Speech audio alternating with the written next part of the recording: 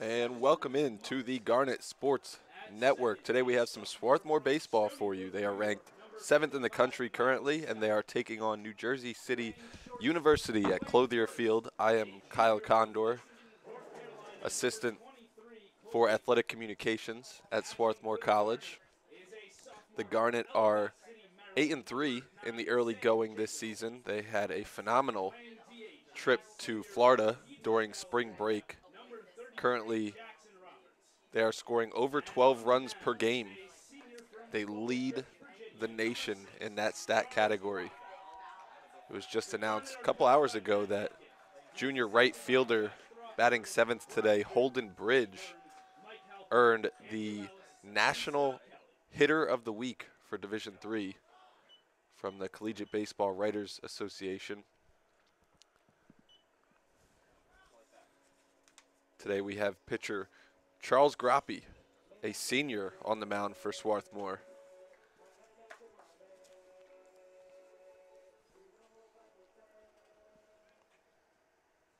Groppe up to 13 career wins. He's among the top 10 all-time at Swarthmore in that category.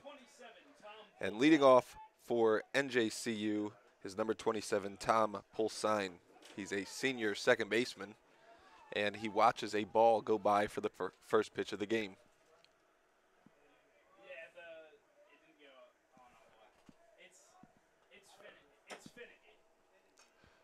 Fouls the second pitch off. We have a 1-1 count here on the first batter of the game.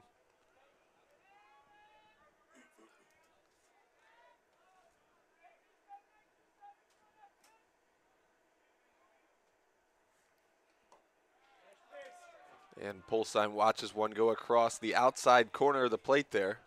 Not sure he liked that call, but I'm sure Groppe did.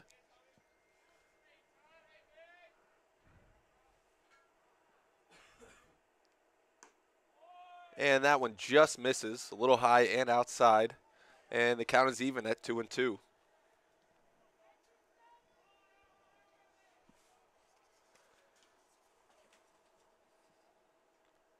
Groppe deals. That one's ripped foul by Pulsine.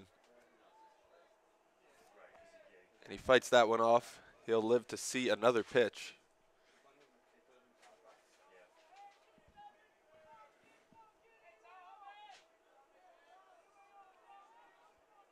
Wind up, and the deal from Groppe to Pulsine is low, and we have a full count on the game's opening hitter.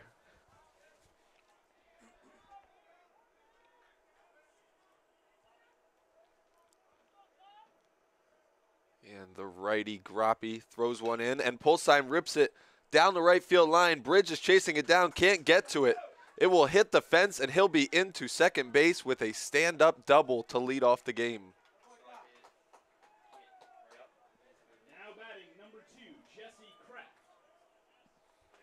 Swarthmore coming off a win yesterday in its first home game of the season. They beat Widener 6-1.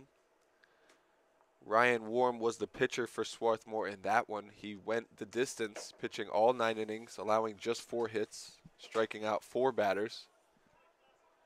So Swarthmore's got plenty of arms ready to go today if need be. Groppe deals a strike right down the middle to Jesse Kraft, a senior outfielder batting second today for the Knights. Groppe out of the stretch now with the runner on second base. Checks on him before he pitches. Another strike right over the plate, and he gets ahead here on Kraft. It's an 0-2 count. Strikeout here would help him greatly, as the runner's in scoring position already with no outs. Groppe deals. Kraft rips that one to left field. The left fielder comes up with it and fires it in quickly. That's Levitt, who gets it to Mutz, and we have runners on first and third with no one out. Now batting number 7, Nick Legato. Nick Legato, NJCU's senior shortstop. is the third hitter here, and he'll come up in a big spot with a chance to do some damage in the top of the first inning.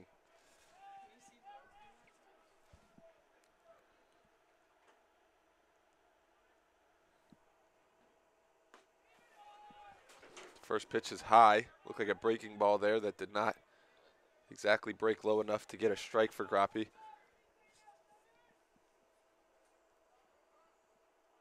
Righty-righty matchup here. Runners on first and third. Groppe pitches, and that one's inside. Leaving pitches up to Legato here.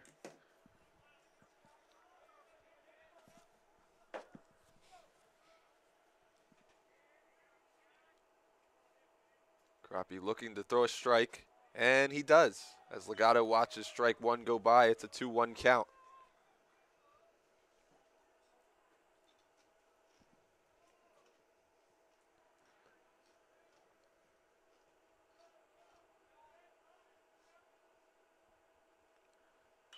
Legato fouls that one back. And Groppe, for the third straight batter, has 2 strikes. He could really use a third one here. Has not been able to get rid of the first 2 hitters for NJCU. And they're both on base. Legato watches ball 3 go far outside. Actually a nice block there by sophomore catcher Sam Jacobson to save a run. Full count here, runners on first and third. Groppe facing NJCU's third batter in Nick Legato. And Legato drills it to left field, but it's right at Levitt, who camps under it and lobs it back into the shortstop. However, NJCU will strike first here today, as that one will go down as a sacrifice fly. And it's 1-0 Knights. If you're Groppe, you'll take that over many other options. You get your first out. You leave a runner at first base instead of advancing. And only 1 run is across here in today's game. The runner was going on the pitch, but Juan Pena fouls one back.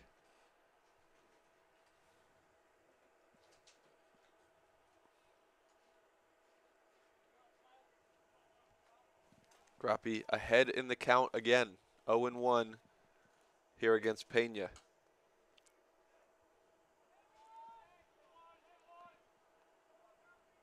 The runner bluffs to go again, but Groppe deals to the plate. Pena sends one into right field, and that one's deep as well.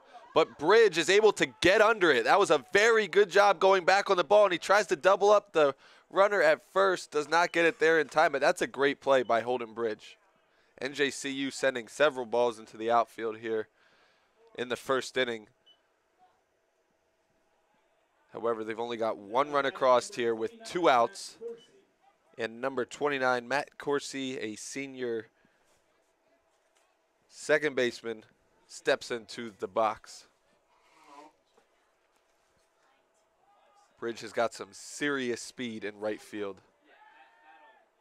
As mentioned earlier, Bridge was just named the National Hitter of the Week earlier today.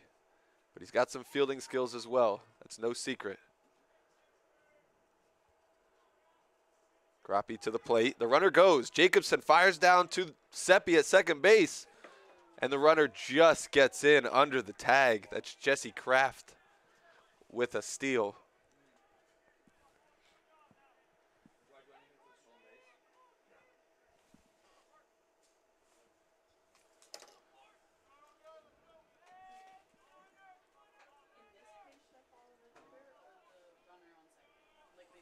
Groppe checks the runner at second.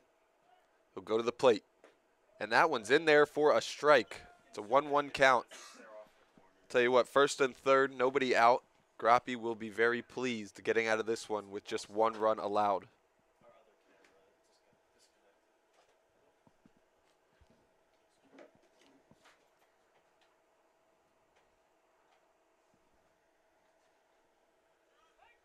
Also helps that if Groppe can retire this hitter, NJCU will have the 6, 7, 8 guys due up in the top of the second.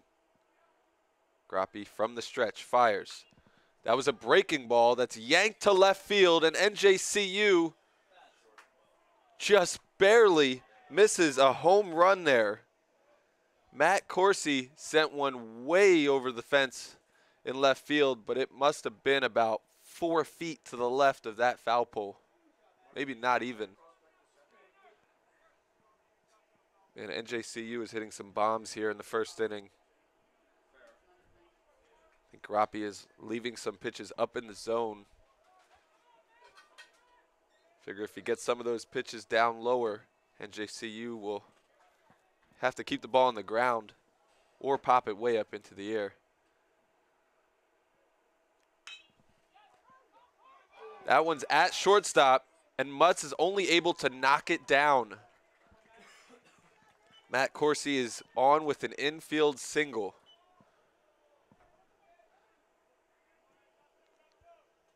Now batting number 25, Mike Albunia. Grappi has battled with every one of NJCU's hitters in this inning. Pitch count is up in this one.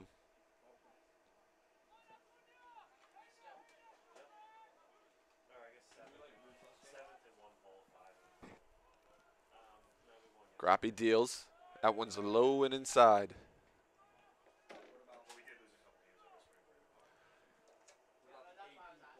Grappi focused on the runners, but hasn't tried a pickoff move yet. He won't again, and he deals. That one's on the outside corner. Counts even at 1-1.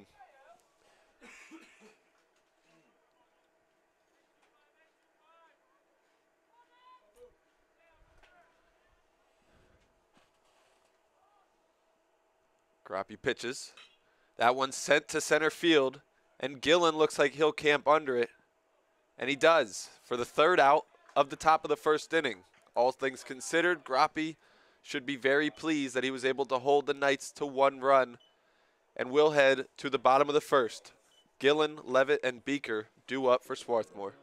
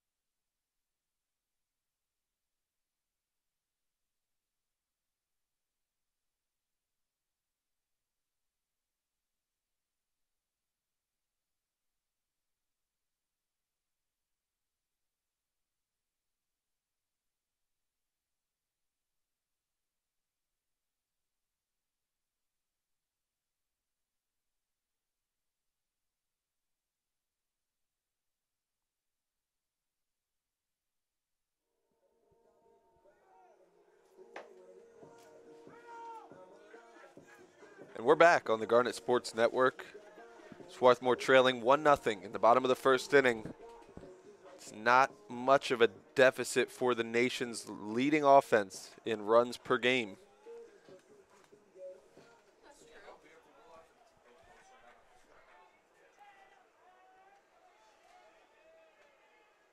Jared Gillen steps into the plate. He's batting leadoff as he has all season for the Garnet.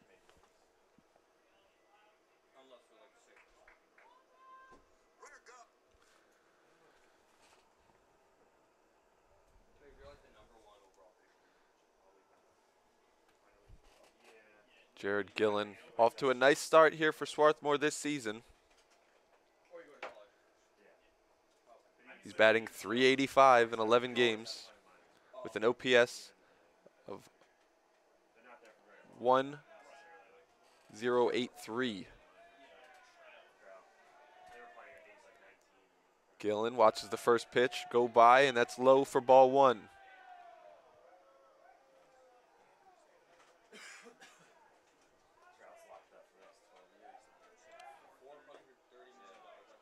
And that one's on the outside corner for a strike. It's 1-1 to Jared Gillen. Last season, Gillen was a doubles machine. He set Swarthmore's record with 21 doubles in a single season. And he swings, or I should say waves, at a pitch that's high out of the zone. And now he has 2 strikes on him. Gillen batted primarily out of the 5-6 spot last season. Moves up to lead off this year. And he lines one right at the shortstop. It's a hard hit ball. Sometimes that'll happen in this sport. Batting second today for the Garnet is senior Charlie Levitt. Levitt, Swarthmore's all-time home run leader with 14 in his career. He hit 9 last season, already has 2 this year. The lefty watches a pitch slowly go by for ball one.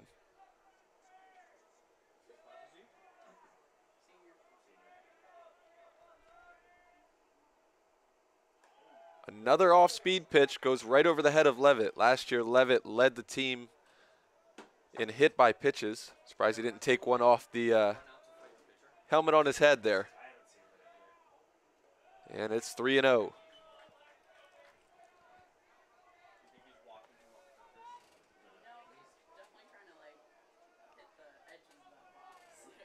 Levitt getting nothing to hit here from pitcher TJ McFarland. And Levitt will take ball 4 and head to first base. Now batting number 23, Cole Beaker. Stepping in for Swarthmore is another great hitter, one of the program's best ever, and number 23, Cole Beaker. Beaker set Swarthmore's records in hits and RBIs in a single season last year. Another pitch comes in off speed. Levitt tries to take second and does on a pitch that was in the dirt. Sort of caught the catcher sleeping there and swiped second base.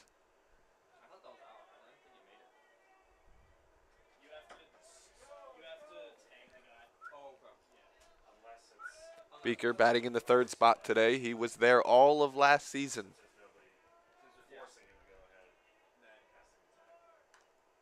Beaker ahead of the off-speed pitch there. A lot of off-speed stuff from McFarland of the Knights.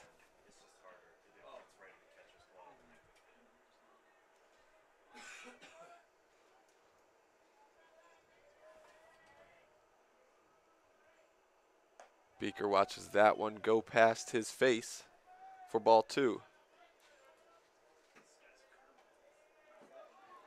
Yeah, McFarland's off-speed stuff not exactly breaking here.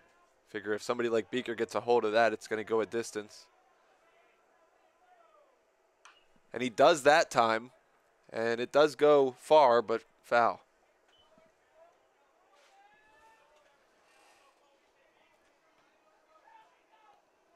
Beaker does already have a home run this season. Had 7 last year as a sophomore. So he too has some power in his bat, a lot of power. And he'll have a full count with a runner on second and 1 out. Figure any hit would tie the ball game here in the early going.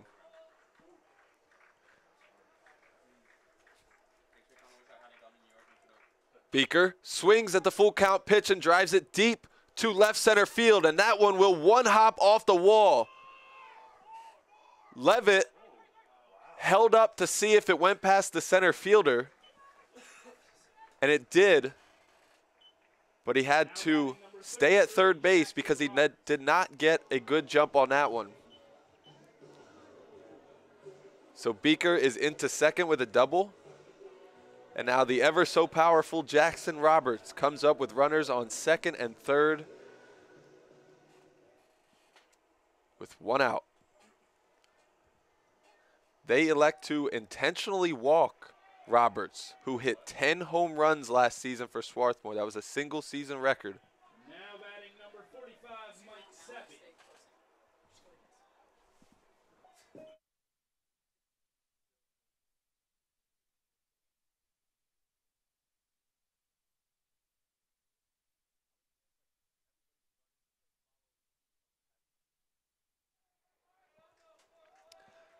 In steps Michael Seppi, the sophomore infielder, with the bases loaded. Seppi, in his first season as a starter for this team, he came off the bench primarily last year to pinch run and add some shorthanded fielding later in the innings, but this year he's been great.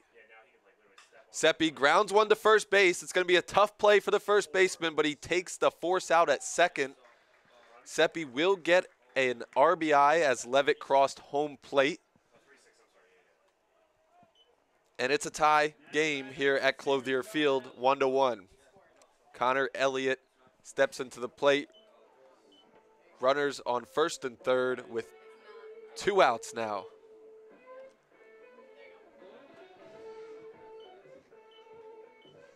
Goes to show you how deep this lineup is. As I'm about to say, here's another powerful hitter for Swarthmore.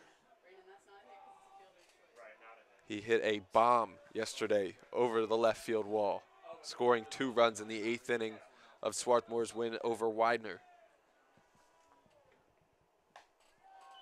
And that one's outside for ball 1. Elliott batted .337 last season.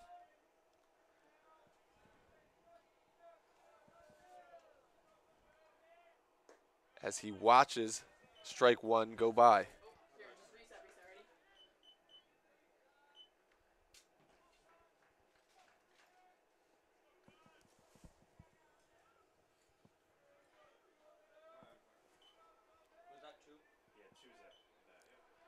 Connor Elliott watches another one go by as Michael Seppi takes second base with no tag applied. So now you have 2 runners in scoring position. Elliott can do some damage here. He's got 7 RBIs on the year. Looking for a couple more. He strikes one high to center field. And it's Jesse Kraft that camps under it for the 3rd out. We are tied at 1 at the end of the first inning. NJCU's bottom of the order is due up in the top of the 2nd.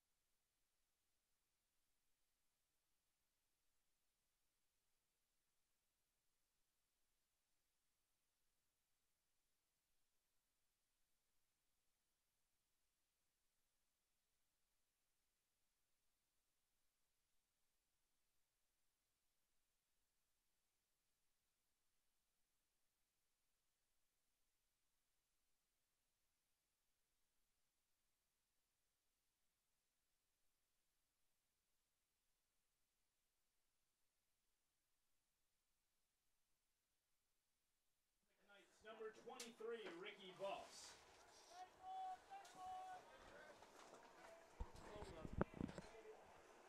And it's the top of the 2nd inning here at Clothier Field.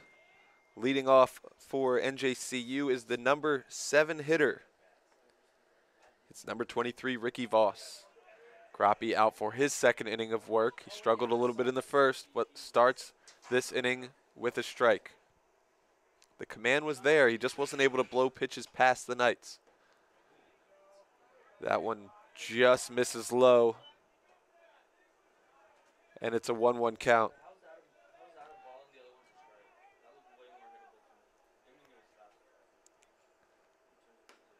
Groppe tries to break one in over the outside corner, but fails to do so. It's 2-1.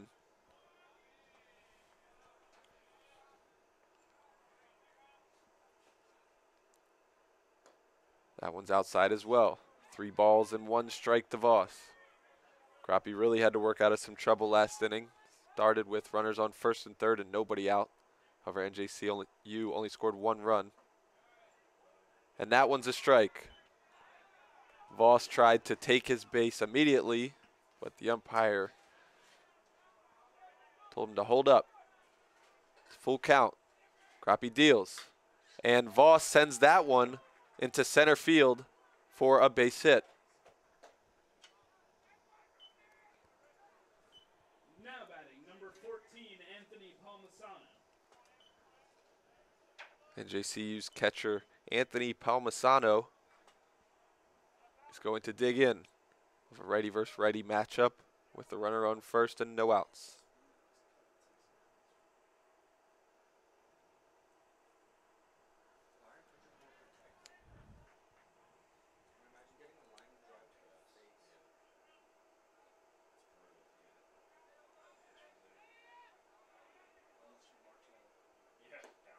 First pitch is a ball low from Groppe.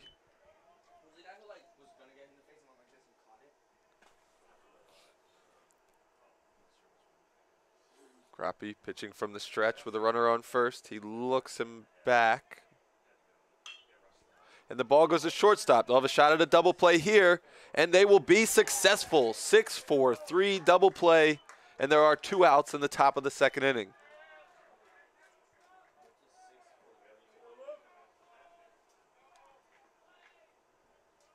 Now batting number 31, Leo Colon.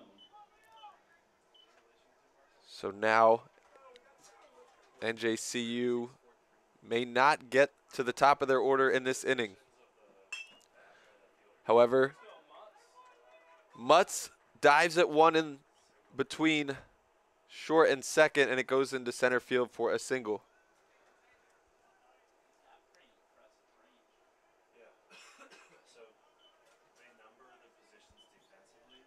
So now you'll have the leadoff hitter.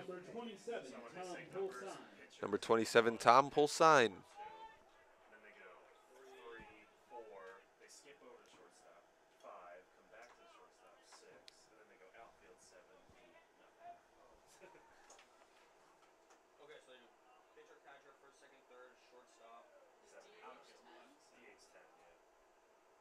Groppe throws the first pitch in there, and it's fouled up back by Pulsine. Pulsine led off the first inning with a double down the right field line.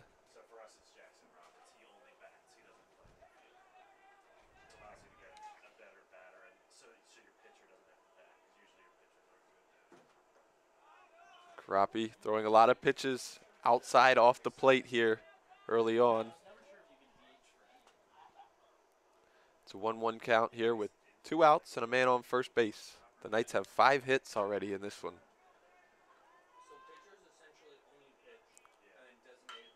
And Pulsine rips another one down the right field line. This one's going to stay fair.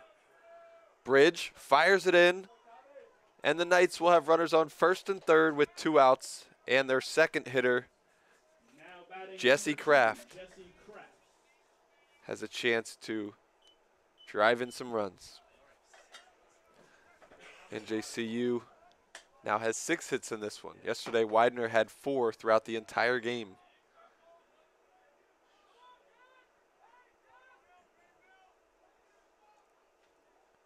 Groppe from the stretch.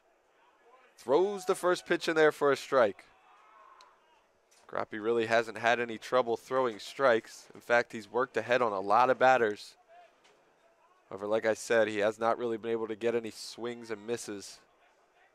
And he picks the runner at first. The throw is just a tad too late. It looked like he might have had him. Pull sign was leaning towards second base even as Groppe started to make his move to first.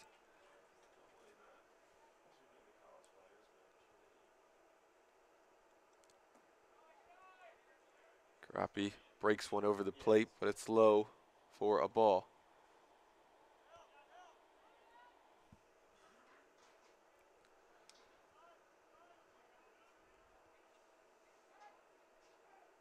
Groppe throws over to first again.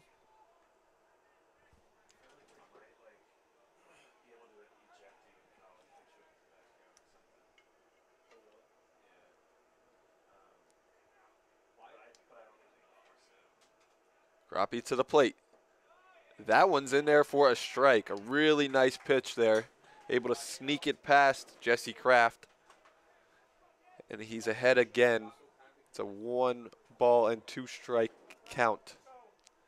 2 outs. Runners on first and third.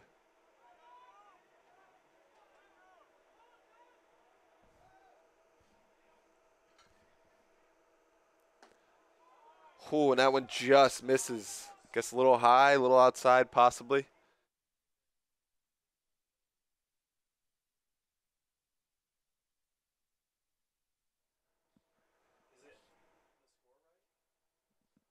Yes.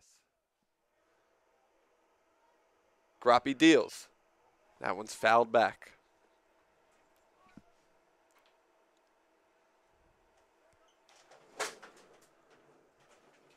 So 2 balls, 2 strikes, 2 outs. Number 2 at the plate. We have 2 total runs in this game. In the second inning.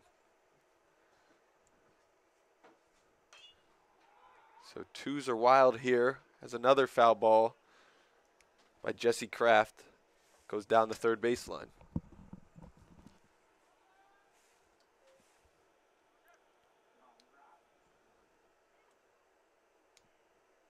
Groppe's pitch count must be up there.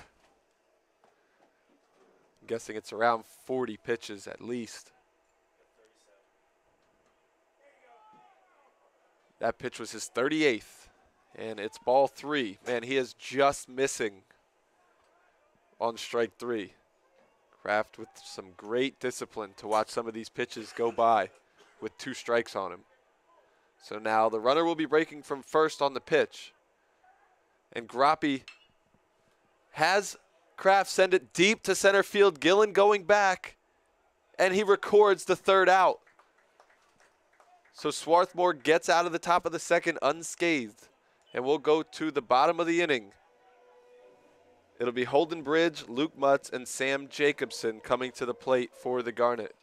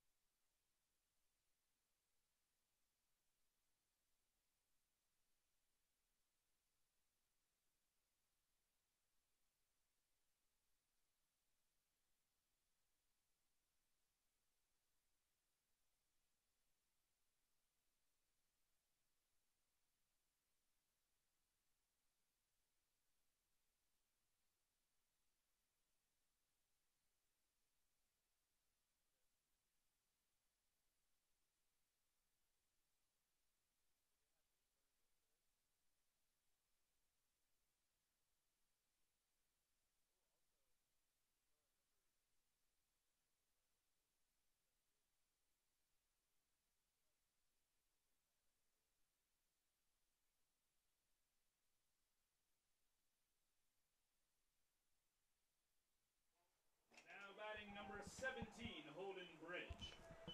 Leading off the bottom of the second inning for Swarthmore, it's junior Holden Bridge. And that one's outside for ball 1. Bridge, the National Hitter of the Week. He's currently 3rd in the nation, batting .542 this season. And he sends one down the third baseline. That will be at least a single. And the speedy Bridge will stay right there That'll bring Bridges' average up to over 550. That's not bad for the number 7 hitter in your lineup.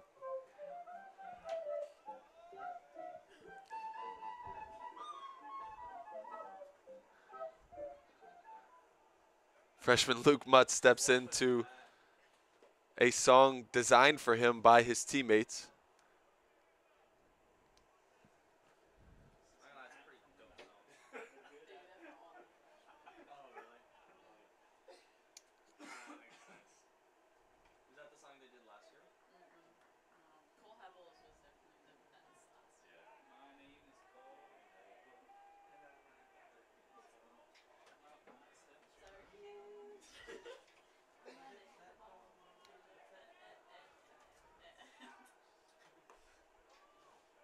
It's a 1-1 count to Mutz.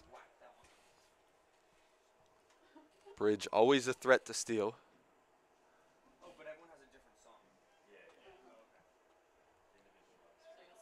However, it's a lefty on the mound in McFarland, so it's not quite as easy to steal.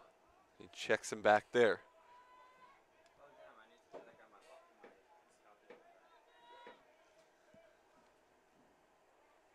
Luke Mutz sends one into center field, but it's going to hang up there for Kraft to record the first out. Now batting number 9, Sam Jacobson. Stepping up to the plate is number 9. He's a sophomore in Sam Jacobson. He's the catcher today.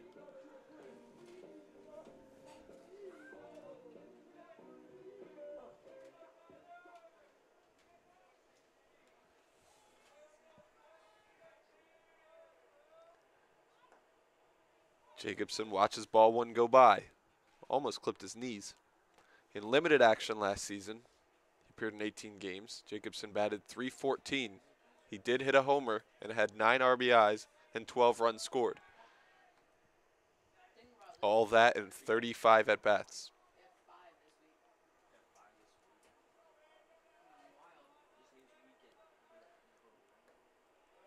And it's ball 2. Bridge thinks about going, but he wasn't sure how far behind the catcher that ball went. So he had a good chance of getting there if he broke as soon as he thought about it, but it would have been close.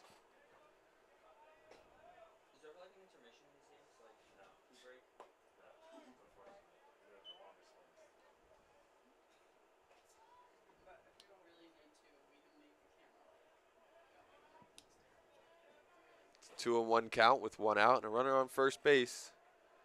Jacobson waves at one.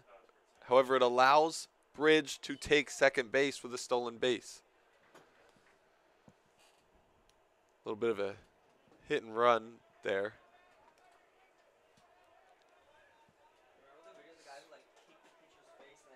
Swarthmore will be just fine with having a runner in scoring position for Gillen up next, no matter what happens to Jacobson. But Jacobson sends one into left field. That one could get down, but it just goes foul. Jacobson running hard all the way. Didn't even see whether or not they called a foul ball.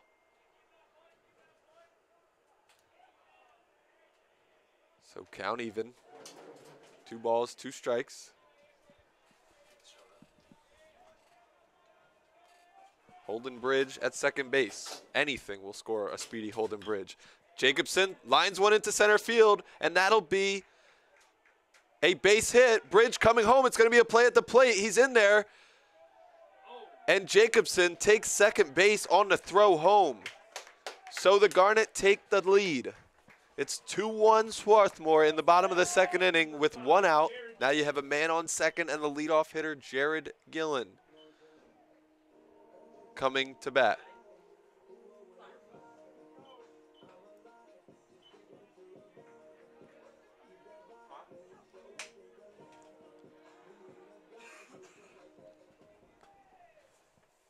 Gillen always capable of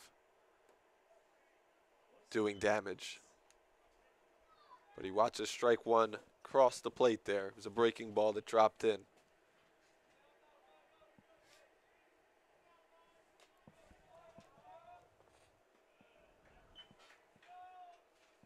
Jacobson getting a big lead at second base.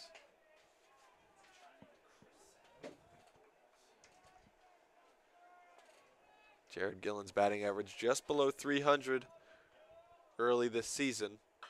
And he sends that one deep to left field. Not quite deep enough as Cologne gets underneath of it for the second out. Number 3, Charlie Levitt. Man, Gillen hitting the ball pretty well here over the past 2 days, but nothing really able to fall in as he gives number 2 hitter Charlie Levitt some advice before his at-bat.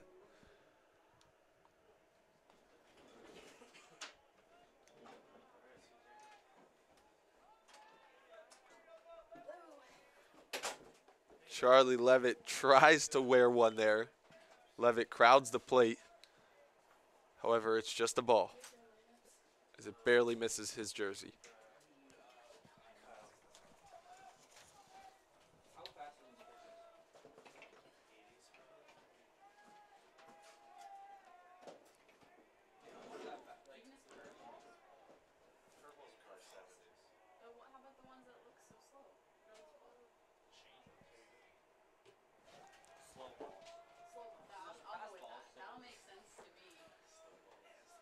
McFarland checking on Jacobson.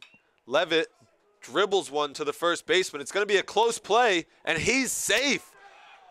It's going to be an RBI single as Jacobson, with some heads-up running, comes home to score.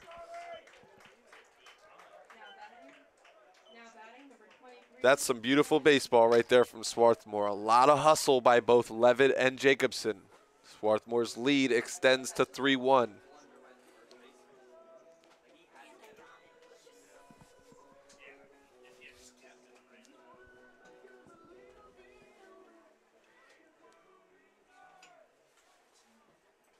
So Cole Beaker, the third hitter in Swarthmore's lineup, will get his second at-bat in just the second inning. That one's ball one in the dirt. Levitt will try to steal second, and he does so standing up. You probably want him to slide there, but no harm, no foul.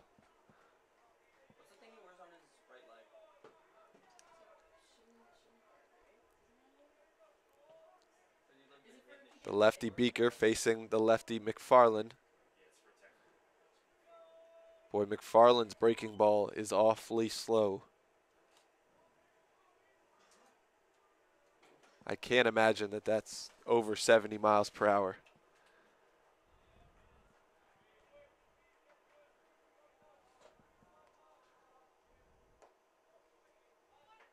And it's a 2-1 count to Beaker.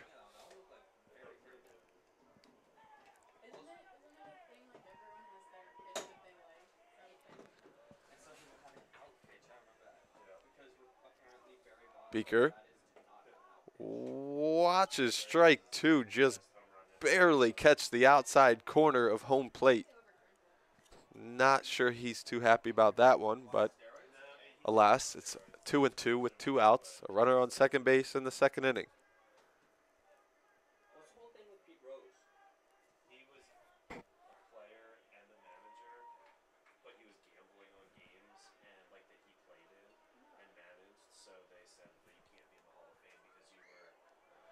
Swarthmore has a 3-1 lead with 4 hits. And it's now a full count. So 3-1 Swarthmore. They actually have less hits than NJCU does. Pitcher Charles Groppe for Swarthmore has done a fine job working out of some jams over the first 2 innings. He'd like to get settled in the top of the third to see if he can save some of his teammates' arms. Beaker dribbles one back to the pitcher, and they'll get the third out.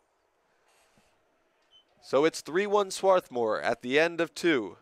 And the top of NJCU's lineup is due up in the top of the third. We'll be right back.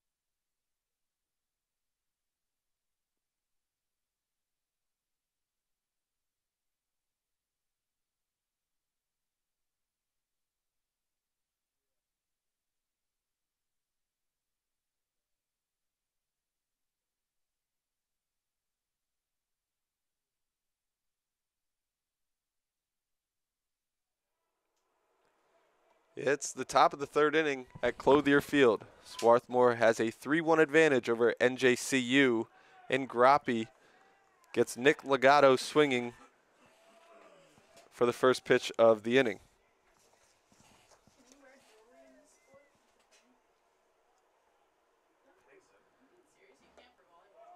And he sends strike 2 past him as well. Another nice pitch. Groppe would really like to get the first batter of the inning out. He's yet to do that. Legato waves at one and fouls it back.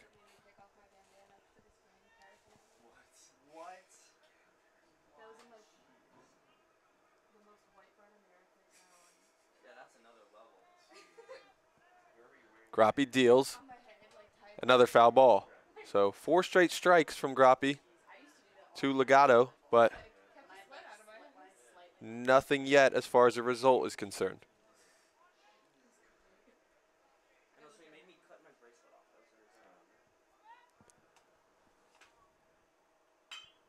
And Legato sends the 0-2 pitch into center field for a base knock. So Legato, a sacrifice fly RBI in the first inning and a single in the third. Now the cleanup hitter, Juan Pena, is at the plate.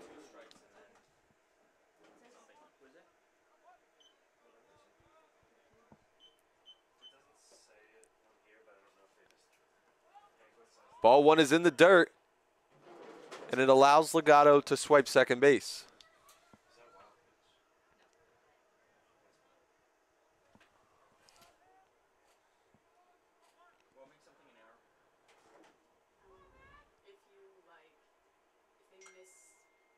Groppe tries the pickoff move to second.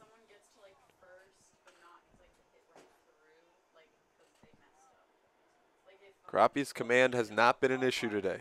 He's thrown plenty of strikes. However, he's approaching 50 pitches here in the top of the third inning simply because he has not been able to retire anyone easily. That one just barely high for ball 2. It's 2-0.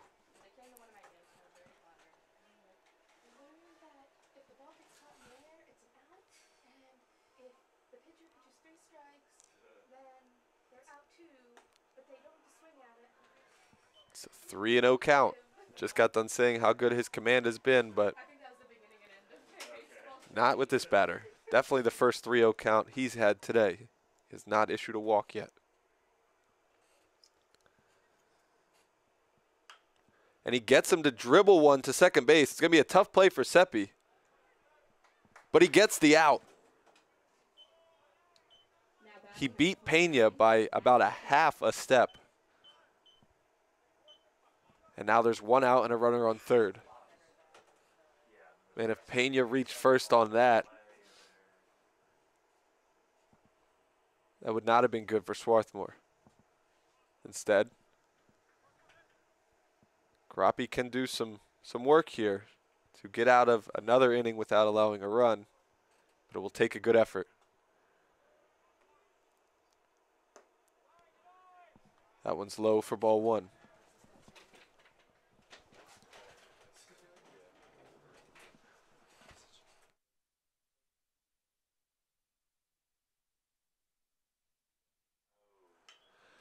That one's skied to right field. It could get a run in, but it's very shallow. Bridge is under it, and he fires one home. That was a missile of a throw from Holden Bridge that holds the runner at third base. And there are 2 outs.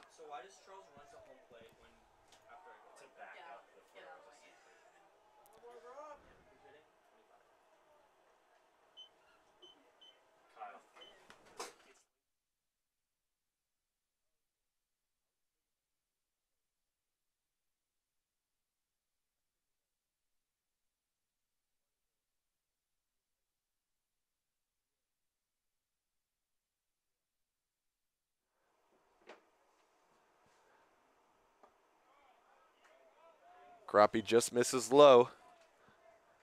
It's funny, I was saying how good his command has been all day, but he struggled to get outs, However, he had a 3-0 count and got an out 2 batters ago. He gets number 25, Albania, on a check swing for strike 1.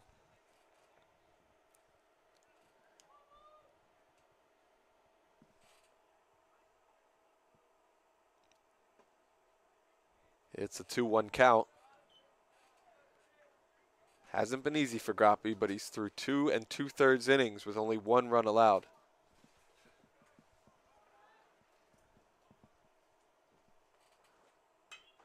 That one's to center field, and it'll be another fly ball out to Jared Gillen to end the inning. So, after 2.5, Swarthmore has a 3-1 lead, looking to improve to 9 wins and 3 losses on the season.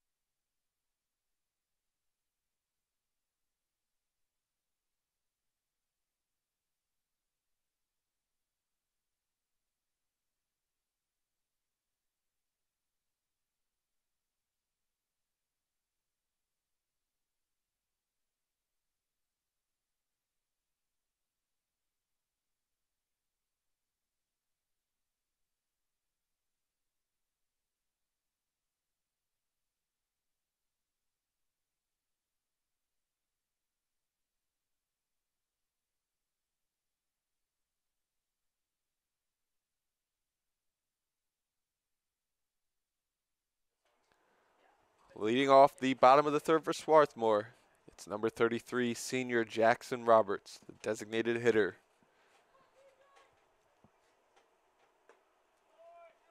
And it's ball 1. Oh, actually, that's going to be a strike.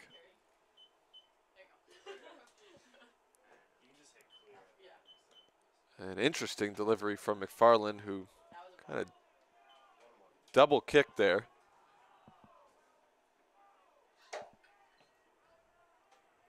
It's 1-1 count to Roberts. And that one's high and outside for ball 2.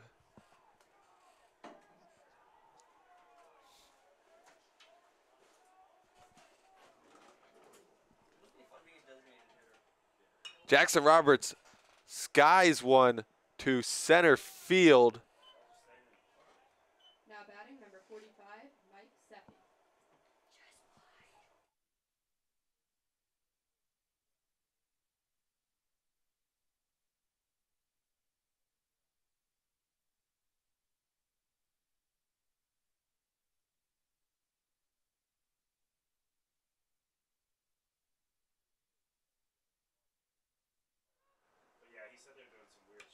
And Michael Seppi also skies one into the outfield. That'll be out number 2 to the right fielder. That's 2 very quick outs, all things considered, Connor Elliott. because this game, each half inning has taken quite a while. Both teams have been on base a lot.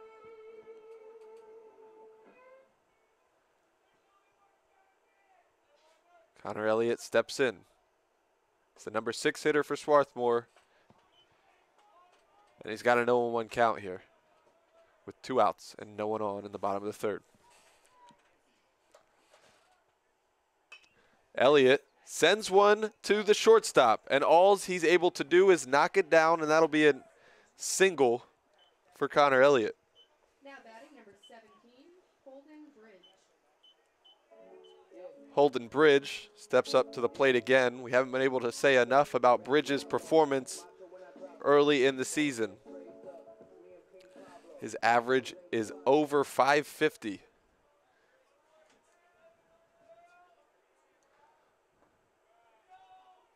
And he watches ball one go by.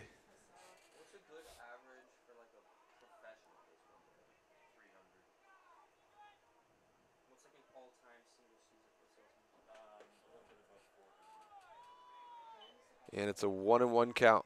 Holden Bridge, more impressive than anything, has only struck out one time. Holden Bridge has one strikeout in over 50 plate appearances this season. I thought there was one player who was about to break 400 and was at like 399 and a half. 2 balls and 1 strike. Hurt and the coach wanted to take him out. He did cross. There's like a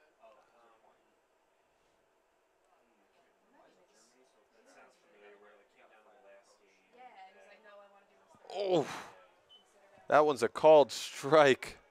That just, I guess, barely clips the inside corner, and it's 2 balls and 2 strikes. The man on first and 2 outs to Holden Bridge. Holden Bridge fights off the 5th pitch of his at-bat. Just cruises by third base coach Brian Booth. Booth, a good player at Millersville, Division II in his day.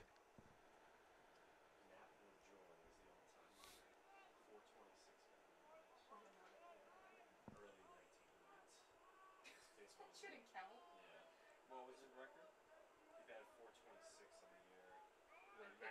And that's ball 3 to Bridge. My goodness. Connor Elliott is out by a mile at second base. And that's a 3rd out of the bottom of the 3rd inning. The dangerous Holden Bridge will get another chance in the top of the 4th, bottom of the 4th. And it's 3-1 Swarthmore.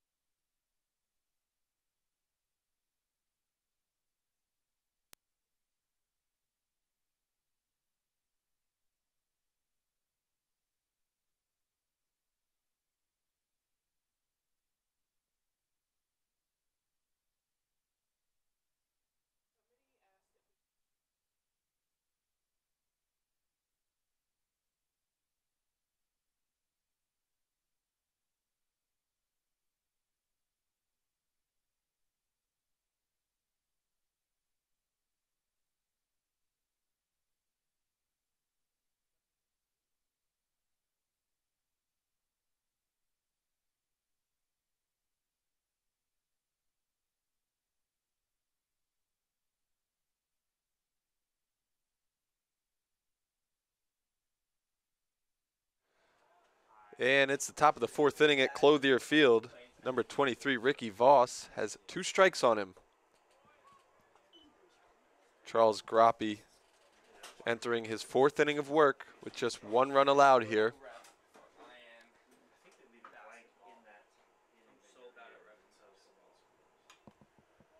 NJCU has had plenty of hits in this one, 7 to be exact, but only 1 run scored. So really they have not gotten the hit that they're looking for, which is one that can score several runs.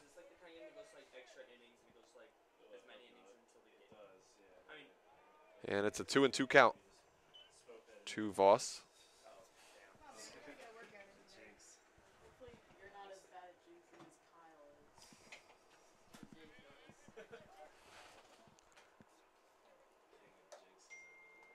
Groppe deals. And it's ball 3. If I'm not mistaken, I don't think Groppe has a strikeout or a walk in today's game. So he's made his fielders do some work.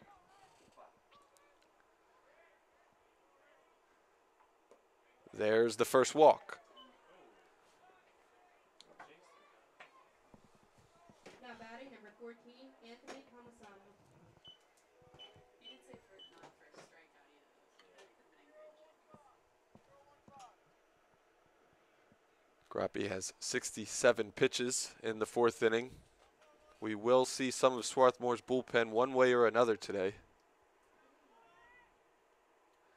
And Palmisano squares to bunt. It'll be a sacrifice as Groppe will go to first for the out. So Now batting number 31, Leo Colon. the Knights will use up one of their outs to move a runner from first to second.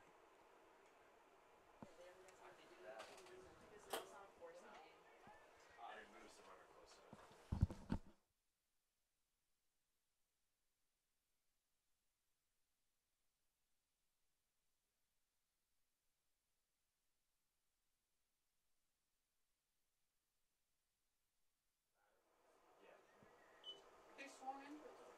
Got another thing? Groppe hits the 3rd batter of the inning. However, Now batting number 31, Leo Colon, definitely offered at the pitch.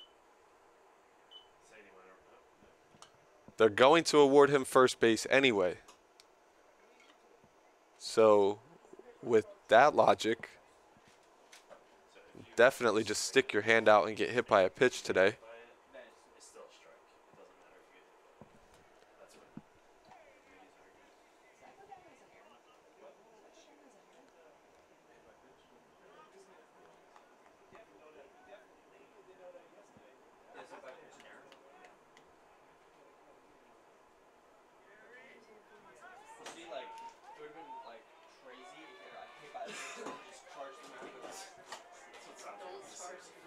That's the old. I'm not gonna lie here. I'm gonna be very honest with you guys. Baseball, not a sport I enjoy. But the fight. And that's a At the mound. dinker into left field, and that will be a RBI base hit by number 27, Tom Polsine. A lot of confusion here over the past few minutes. Some more right there as Levitt thought he might have gloved it. And instead of firing towards home plate, he elected to show the umpire the ball, which allowed NJCU to score its 2nd run easily. They have 8 hits here in the 4th inning.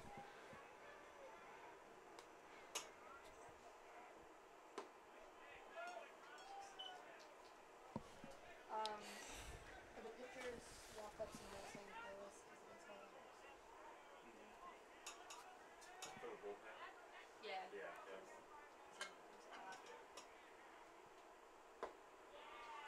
Yeah. And that's strike 2. So an 0-2 count. Groppe looking for his first strike out of the game. It would be big here. As there are runners on first and second with 1 out, and Swarthmore leads by 1 run. Ice hockey, I don't know much about. I don't dislike it because things happen. You know, like that's my thing with baseball. For like a 3-hour game, it's just a lot of standing and waiting. Groppe deals.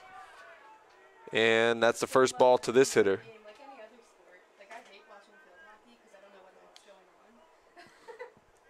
But like if I knew the strategy, I'd be way more into it. I don't know what strategy there is in that game besides hit each other in the shins. But Groppe to the plate. Will get his first strike out of the game in a big spot. That one was right down the middle for the 2nd out. And that was Jesse Kraft, who was retired there. Kraft, the 2nd hitter for NJCU, so that out is very big. Nick Legato, the 3rd hitter for the Knights, Watches strike one go by. Wait, you can only shoot in the circle? Yeah, it was like this, like, So you can't like snipe. Grappy at 74 pitches, and a lot of them have been strikes. Legato has not been retired in today's game Oh, those Getty were fans. as he swings through the second pitch for a strike. It's an 0-2 count. Legato sacrifice fly for an RBI in the first inning, and he hit a single in the third inning. That's fair. But when it's like when Not it's a- February not a 20 fun something sport and in we have February. Grappy fires and strikes out another batter. So he strikes out the second and third hitters for NJCU, and Swarthmore is still in the lead. It's 3-2 Garnet, and we will head to the bottom of the fourth.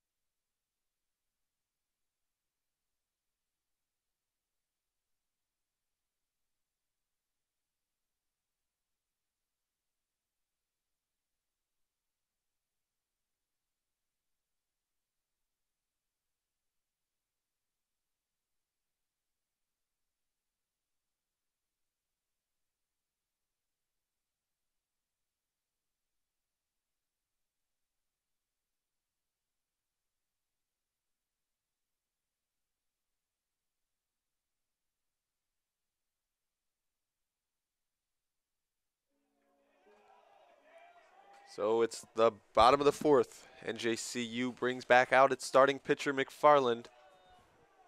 He only has 45 pitches now in this one. And the dangerous Holden Bridge is at the plate again. And it's a 2-0 count to him. I don't think we need to remind you again how well Holden Bridge is doing this season. Just know that he's one of the best hitters in the country right now. And it's a 3-0 count.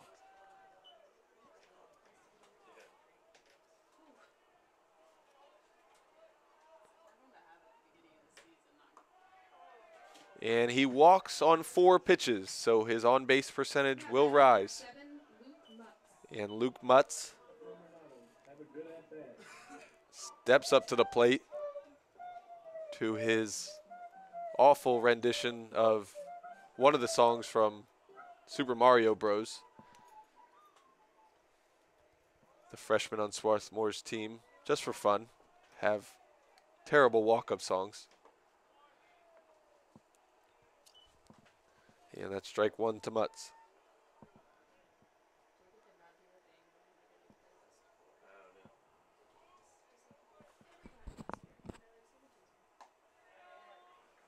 It's a 1-1 count to Mutz.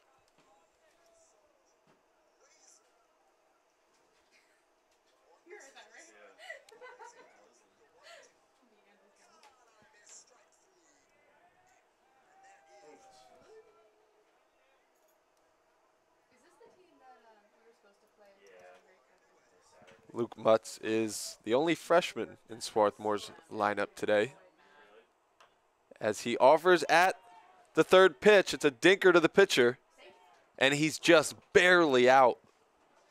But he does move the runner over.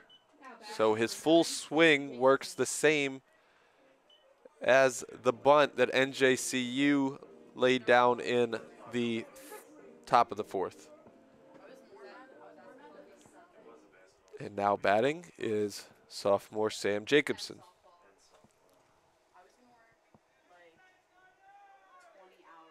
Jacobson 1 for 1 with an RBI and a run scored today. The looping off-speed pitch from McFarland lands in for a strike.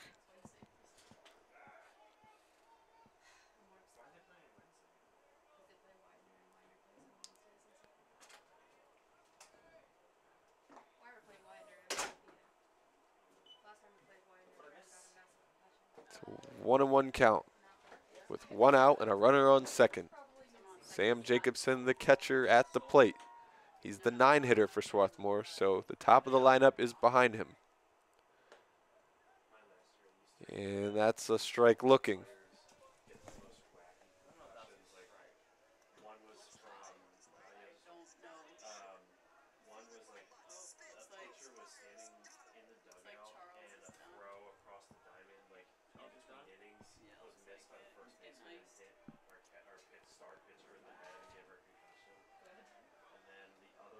Some info in the press box here. Looks like starting pitcher Charles Groppe will be done for the day. He's receiving an ice treatment on his arm. Sam Jacobson rips one into left field, and the speedy Holden Bridge is coming around third. It's a risky move for him to go home, but the throw is very low, and he scores. So Sam Jacobson now has 2 RBI hits today, and Holden Bridge has 2 runs scored. It's 4-2 Garnet.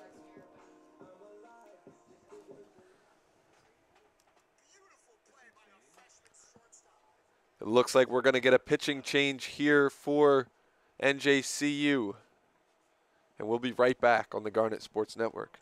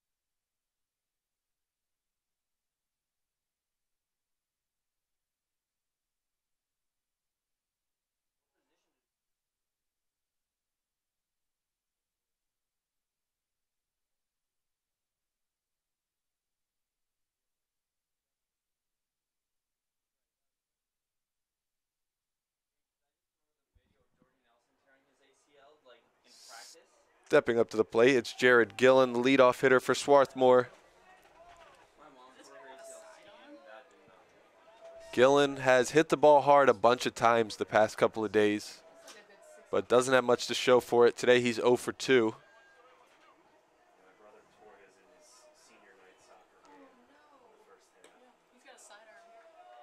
We have a sidewinder here for NJCU. It's number 12, senior Kyle McCabe. Try to see if he can help his team hang on to the lead. See if he can help his team stay in the game, rather.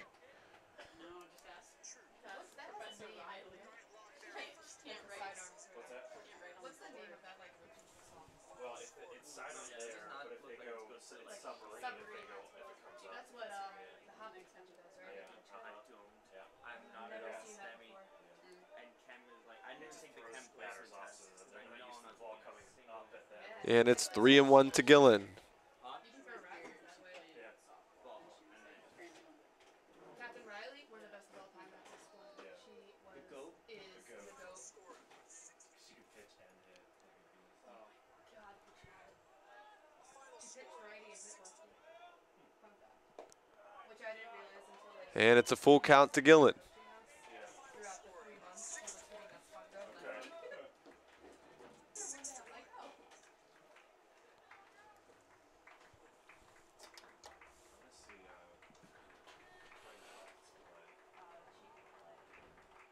Gillen offers at the full count pitch and fouls it back.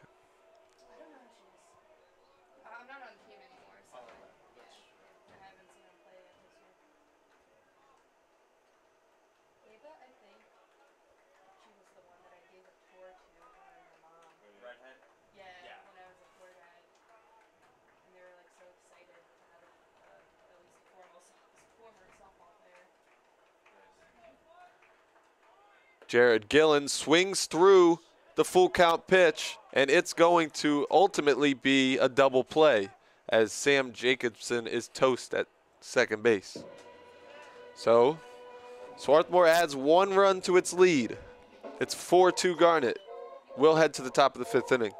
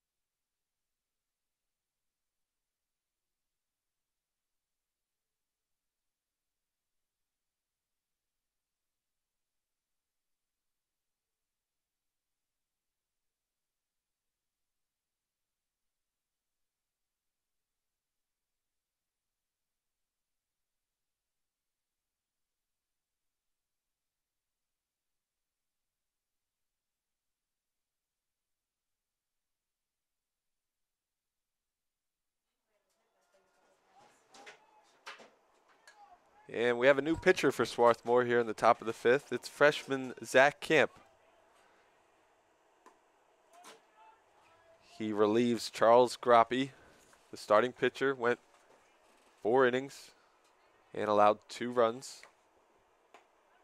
Camp working quickly here and just missing high on each of his first 2 pitches.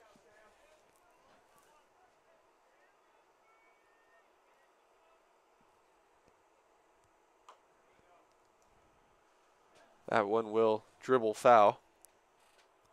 Be Camp's first strike. It's 2-1.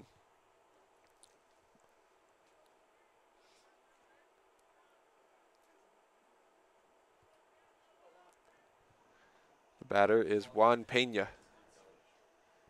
know. I think they're so good. Pena is the cleanup hitter for the Knights. Camp gets Pena to ground to short. It's going to be a tough play for Mutz, and the throw will not get there in time. It's a single for Pena. Now batting number 29, Matt Corsi.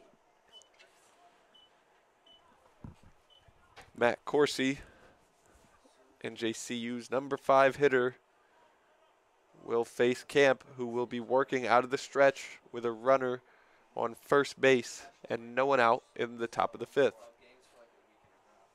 The Knights now have 9 hits in this one. That's 3 more than Swarthmore.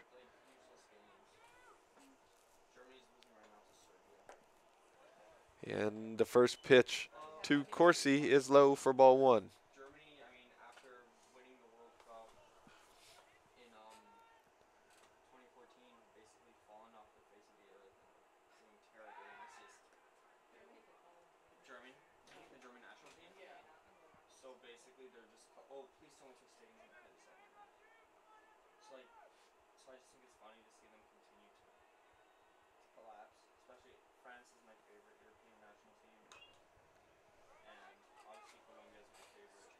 It's a 1-1 count to Corsi. Yeah.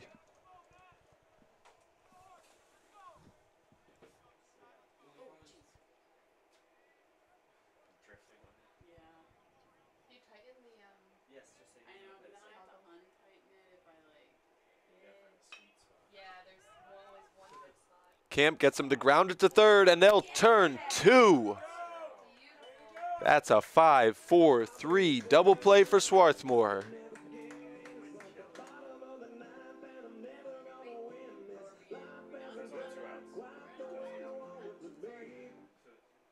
This is Camp's 4th appearance of the season. That leads the team. So Camp made 3 appearances Hitting number during the 9, team's Brandon spring Rivera. break trip in Florida. And we will get a pinch hitter for NJCU. It's sophomore infielder Brandon Rivera. that mean that the pinch hitter then has If Camp can get this out, it will easily be Swarthmore's smoothest inning defensively today. NJCU had several base runners over the first 4 frames, except Crappie did a phenomenal job working out of trouble in those innings.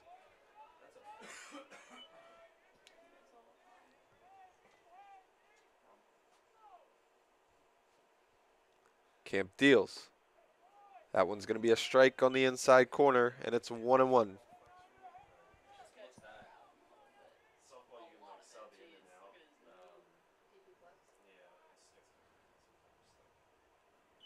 It's 2-1 count, and Rivera really hovers over the plate here. Got a righty-righty matchup. That one just barely misses outside. Can imagine the fact that Rivera gets so close to the plate may have made that one look like it was more of a strike than it actually was from here. But it's going to be a full count now with 2 outs and no one on.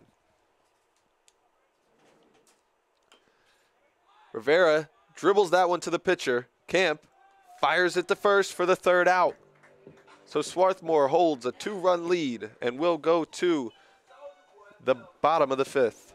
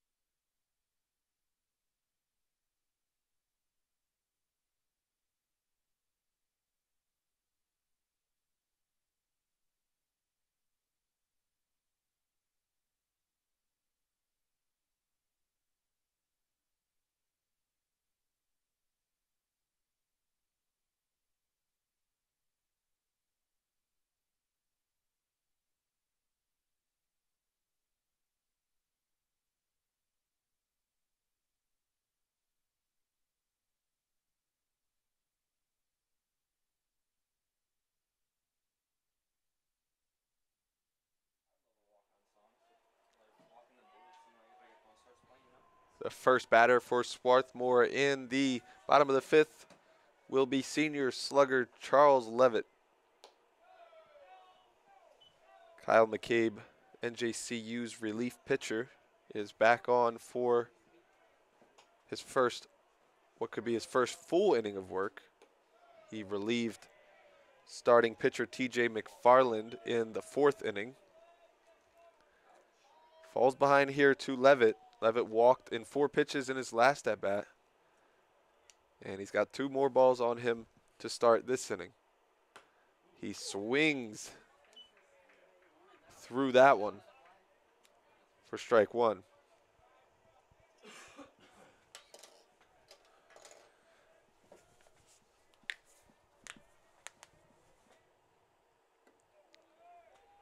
And the count is even at 2-2 now, as McCabe curves one in over the plate for strike 2. Yeah.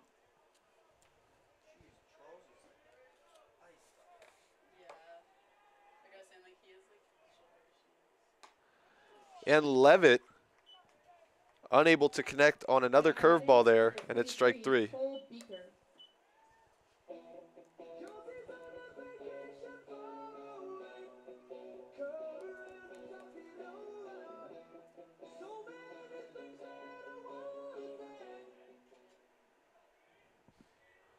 Oh shit, Ava's here. I didn't even know. She sent me a Snapchat of her.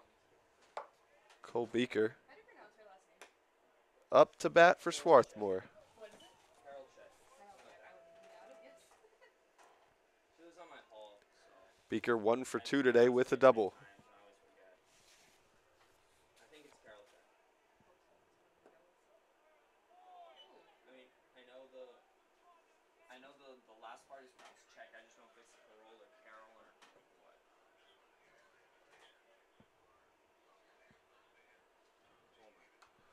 Beaker just gets a piece of that one and fouls it backwards for strike 2.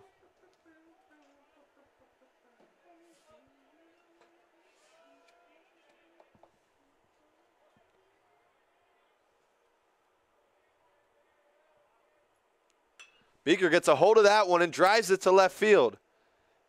And the left fielder, after spinning and turning, is able to track it down for the second out. Beaker got a good hold of that one.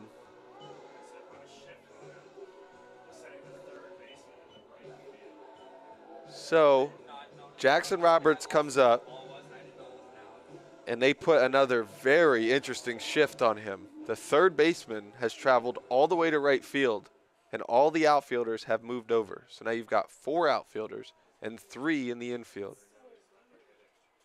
NJCU doing some serious research. And it's ball 1 to Roberts.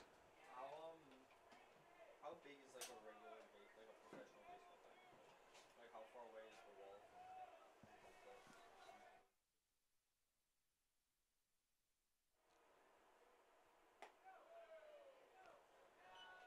It's a 2-0 count now to Roberts. Does D1 also play with metal bats? D1? Oh, D1. Yeah. I was thinking majors. You know Texas Tyler's going to 2 next year? 2-1 to Roberts. They were in other. So they're ineligible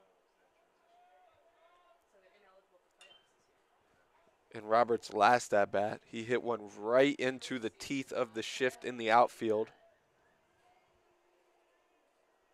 In fact, I didn't even notice there was a shift on until Roberts skied one into the outfield. It looked like it was potentially a double, but it went right to an outfielder. Jackson. But Roberts gets one through the infield Number 45, Mike Seppi. and past the shortstop and second baseman who was playing third. You can make the case that the shortstop would have been there had they been playing their regular positions. All depends where he might have been. Of course, now he shades towards second with the runner on first, and Michael Seppi, already with an RBI in today's game, comes to the plate with 2 outs and a man on first.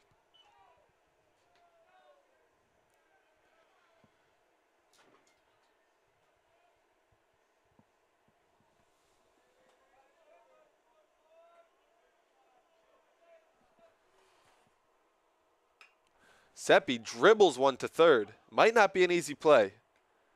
The third baseman, however, makes it look easy, and that's the third out. And we're through 5 innings at Clothier Field. Swarthmore has a 4-2 lead.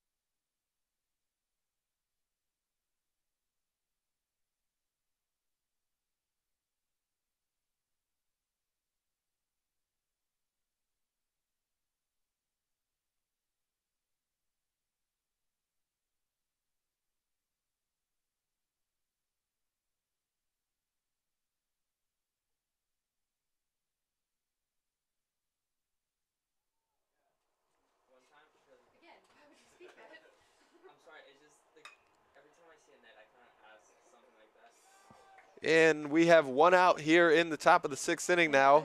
Zach Camp on for his 2nd inning of work. One time we were at paintball and there was a net between. He got through the 1st inning, 5th inning, I should say, rather easily. He got NJCU to ground into a double play and retired the 3rd batter he faced on a grounder to himself.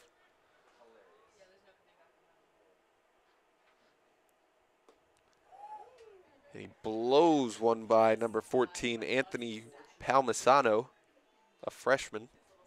So a freshman matchup here, Camp and Palmisano. Camp getting the better of it so far. It's a 1-ball and 2-strike count. Like, fortunately, the net, like, slowed down in, like, the working process. But still not great.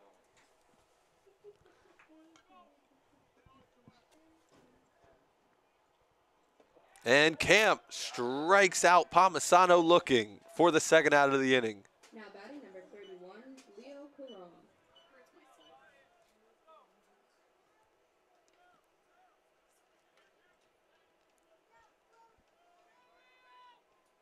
Like, my two favorite things in baseball are rushing when someone rushes the pitcher, and then when And number 31, Leo Colon, swings at the first pitch and pops it to 2nd base. So we're cruising along here at Clothier Field, and Swarthmore is winning 4-2.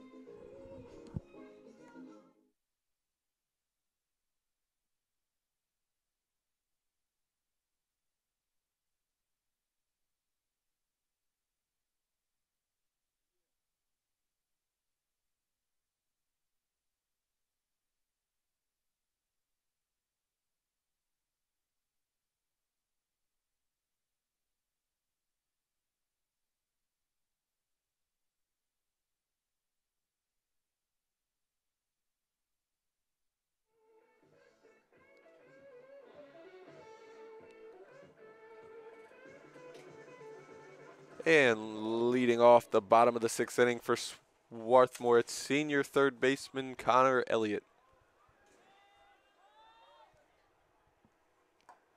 Elliott watches the first pitch go by for ball 1. The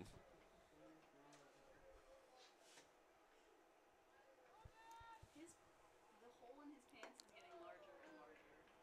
It's good luck. His butt is just too big. 2-0 count to Elliott.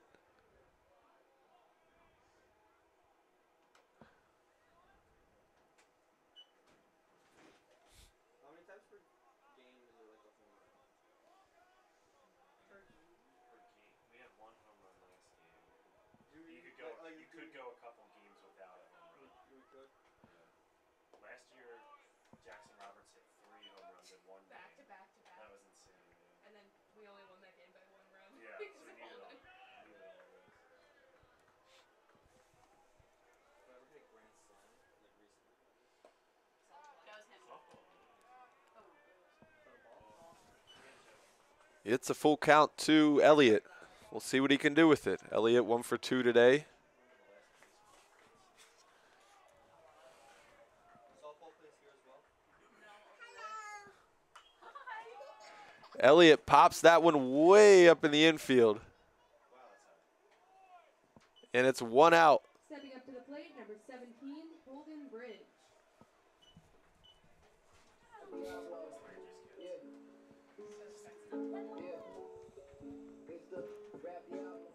And Holden Bridge steps to the plate.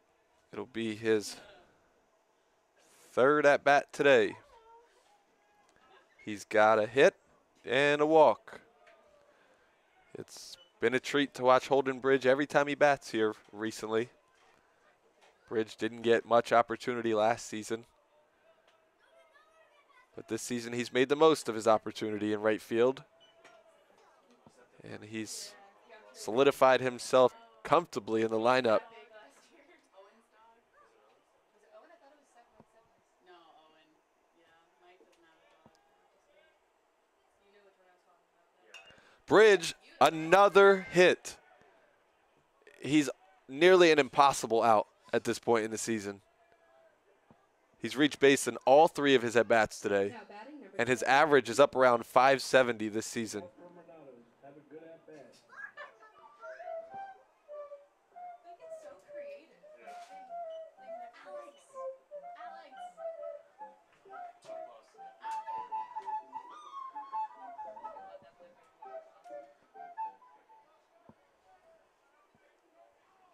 I love that one.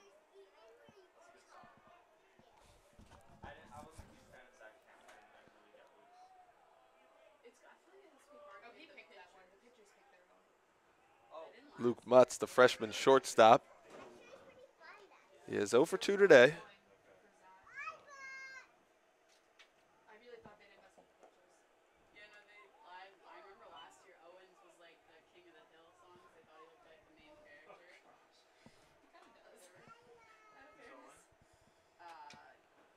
I'll show you a picture I have of the Jillian.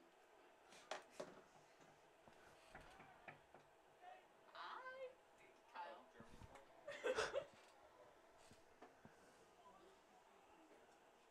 Alyssa, you look this up. I am. What year are you? I'm a senior. why'd you? Luke Mutz has an 0-1 count with 1 out and a runner on first base. Watches ball 1 go by. Got more hurt. Back injury. Swarthmore, of course, would not mind to get some insurance here. And JCU has threatened to score in many innings. However, freshman Zach Camp on the mound for the Garnet has really not allowed any threat at all. Holden Bridge, playing games with the catcher there, gets a throw over, but is underneath the tag. Here, this one's Owen. Can you please?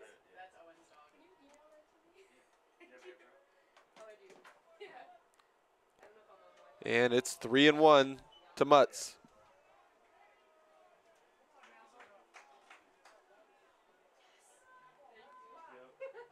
That's definitely his dad. Oh my god, wow, he looks like his dad. That one is definitely his dad.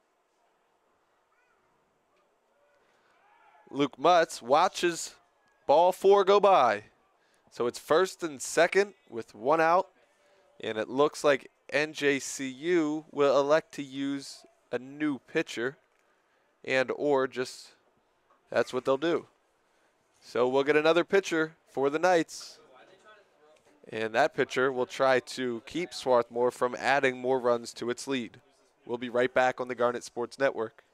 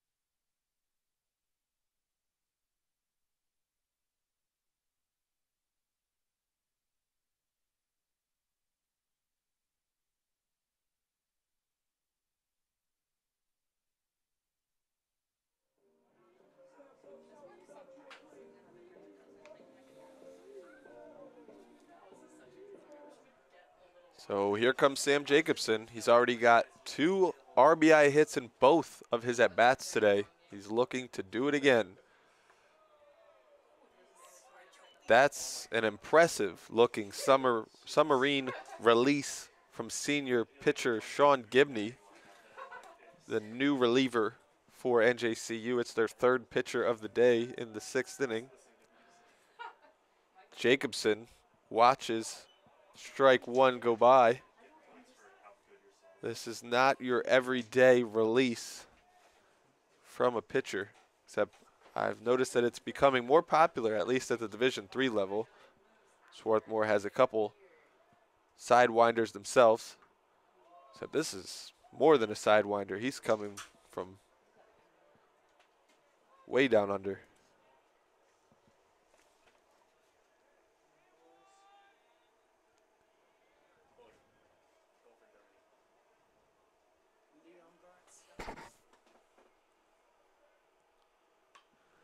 Jacobson pops it to the first baseman. It's in foul territory. So it's 2 outs. Now batting Runners on number first and 5, second, and Jared Gillen will try to get his bat going here today. He's 0 for 3 in this one.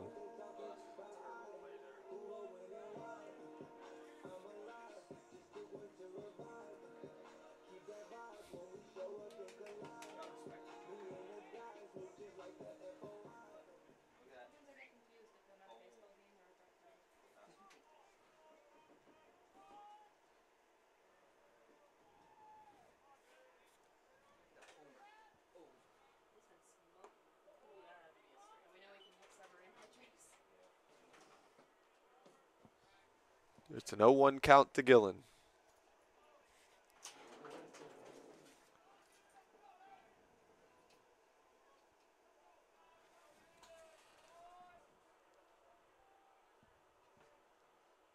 Gillen hits one way in the air to left field. It's carrying.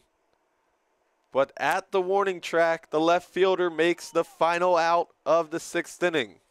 So Swarthmore gets a couple runners on, but they're unable to bring any home.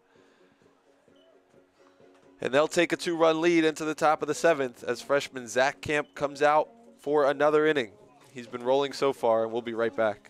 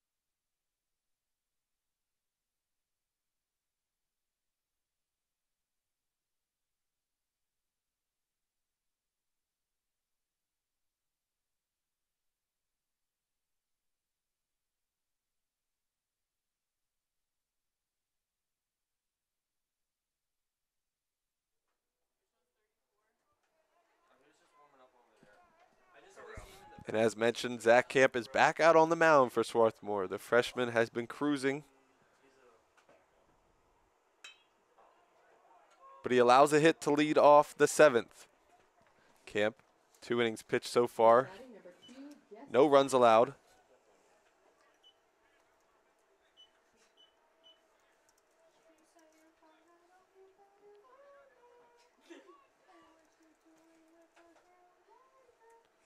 Man, I'm looking forward to this season now. I told you about the screamo version of that song last time, right? That is so funny. So why didn't he steal there? It was a foul tip. Oh, you can't steal on a Yeah, foul. yeah.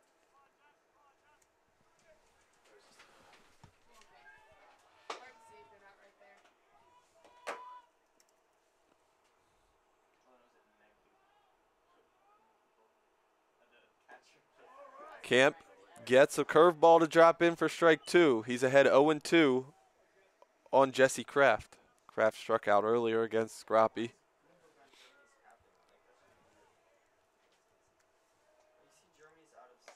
Camp throws that one high.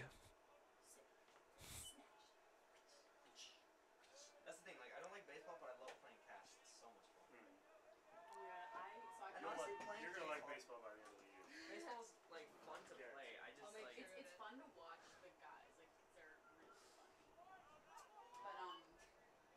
I used to play softball for like a hot second.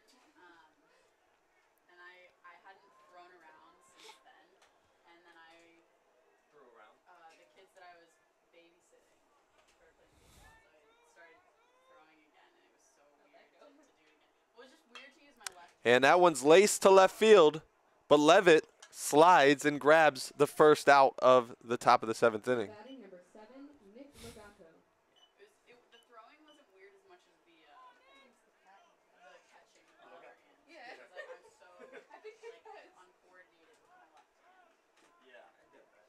No, I used to play T-ball, and once I struck out in T-ball. What? I can relate. When I was like 4. It was pretty bad. To land. It wasn't that funny, but Brandon, did you hear that? What? When I lived in Baltimore, like my parents would sign me up for like every sport, so fall sport, spring Really? sports. So in the spring, I did T-ball one season. Yeah. Wait, what was that? Striker ball.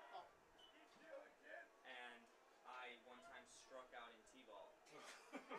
that's impressive. Put that on your resume, man.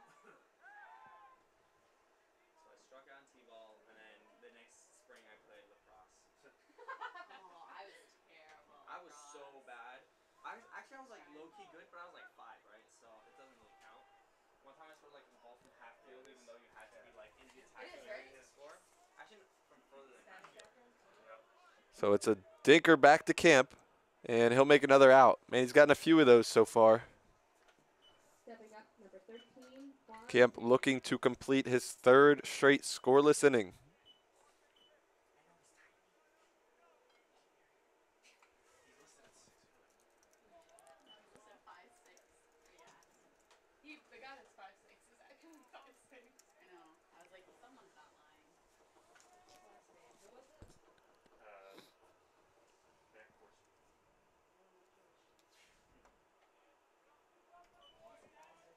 So it's number 13, Juan Pena. And JCU's number 4 hitter in the lineup.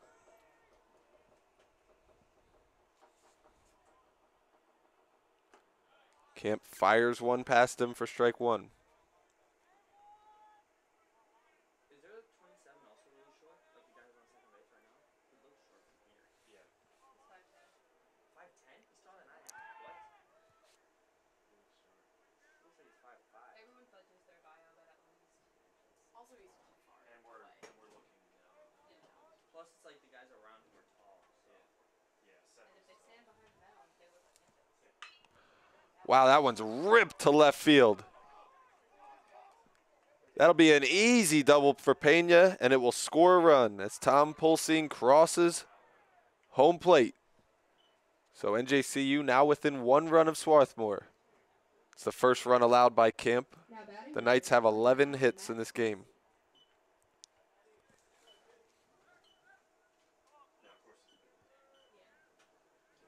No, I was Proud t-shirt. Usually I have a good reason.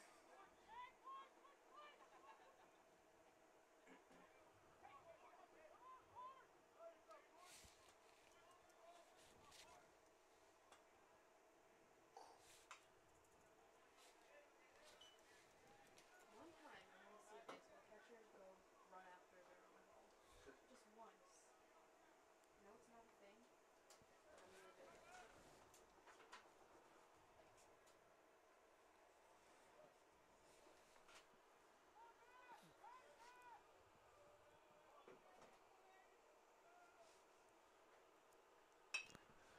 Camp gets him to ground it to short. Mutz comes up with it. Fires to first, and that's the 3rd out of the top of the 7th inning. So Swarthmore holds its 1-run lead.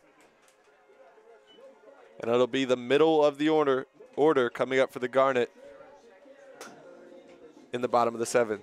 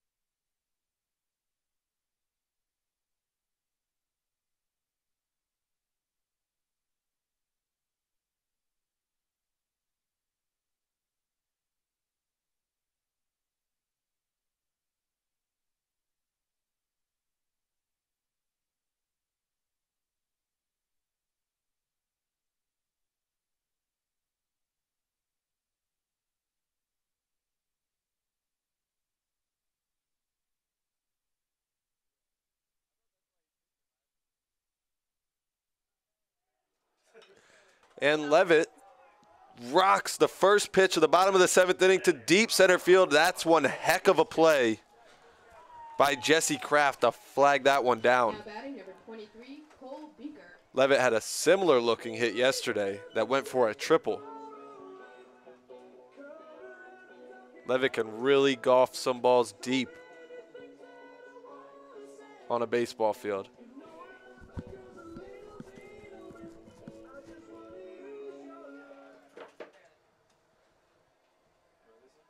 Needs to be after I like my girls a little bit.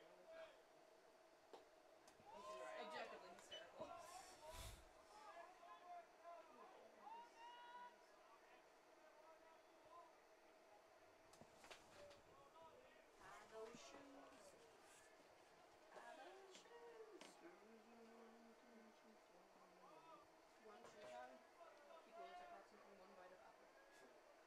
equals approximately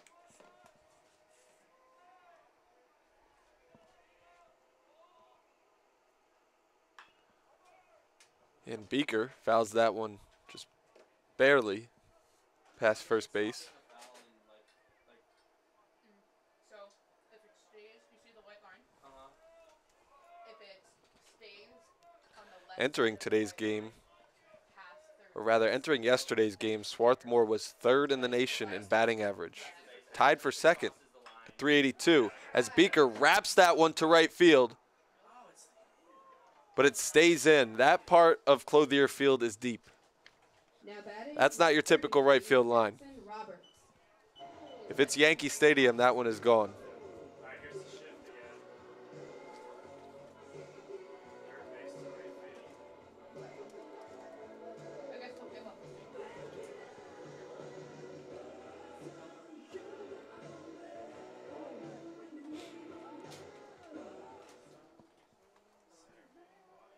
umpire last year that was really picky about walk-up signs? What happened last year? Just an umpires being particular about And the jackass. times, timing of our You won't say it either. Jackson Roberts pops one foul. And that was actually a very nice play by the first baseman. So some impressive defense by NJCU, and the Garnet are retired 1-2-3 in the bottom of the 7th inning.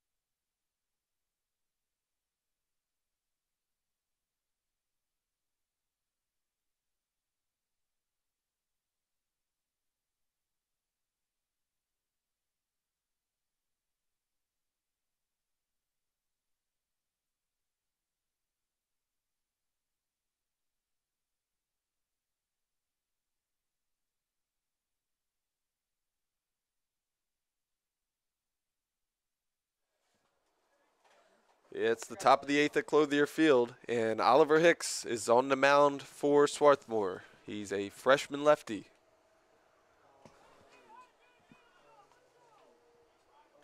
He relieves Zach Camp, who pitched 3 innings of 1-run baseball.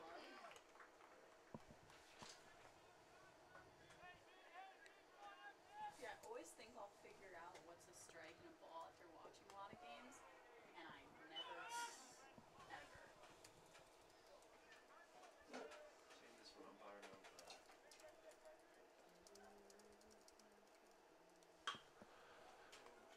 Hicks serves up a bomb to center field, but the speedy Jared Gillen tracks it down for the first out of the 8th. Now batting number The tiny 23, people studying their. Oh no, I'm sorry. You're right. Ricky Voss. I'm sorry. Do that to me, I'm Brandon. sorry. I saw 14 walking. Come on, man. I'm just gonna mind my own business. Out of fairness, statistically, I do mess up, so. You're fine.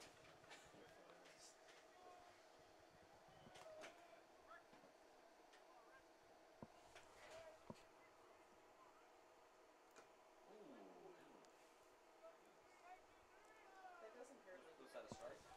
Yeah. Did he hit the catcher in the face? Well, he Like hit the mask. foul tipped it and the ball hit him in the Oh. mask. That's gonna be like kind of scary. I would be Yeah, you terrified. just see a ball coming in.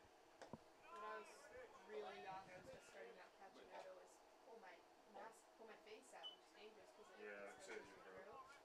And then finally, my coach literally was just doing a blocking drill with me, and he picked up a ball and threw it at my face. Oh my gosh. And he's like, "Did that hurt?" Hmm. He was like, "No." Yeah. He's like, "Okay then." Alright, there you go. Never did it I again. just like acting like look away from the umpire, like don't see him do anything, but I didn't see what he did like this real quick. You'll see him. He'll give like fingers if you start messing up. Like he'll let you know. But yeah, if he doesn't say anything, it's a ball. Batting for NJCU is number 23, Ricky Voss. The freshman is 1 for 2 today with a walk. And that one looked like it could be there. However, Voss takes his base. Now number 14, Anthony Palmisano. Hicks is pitching in a big spot right now. In fact, if he were to complete the remainder of this game, he would get a save. What does that mean? It's a stat. If you basically come into the game as a pitcher late and then close out the game, you get awarded a save for saving the game. Do the two pitchers who pitched before get awarded a win? Yes. Well, just one of whoever was more significant or was in the lead when they left the game gets the win. Hicks would be Swarthmore's 4th pitcher this season to pick up a save. Which team scored any more? So Grappy would get the win. But then if we start losing, 3 Garnet pitchers recorded a save in Florida. They were Owen Webb, Why don't Zach Gonzalez, and Cole Beaker, believe it or not. why don't both just get the win? What? Like if both pitchers contributed to the win, why didn't both? Because you can only have one winning and losing pitcher per game, so they have to pick one. It's like a goalie decision. Like if you have multiple goalies playing a game, only one of them gets the win or the loss.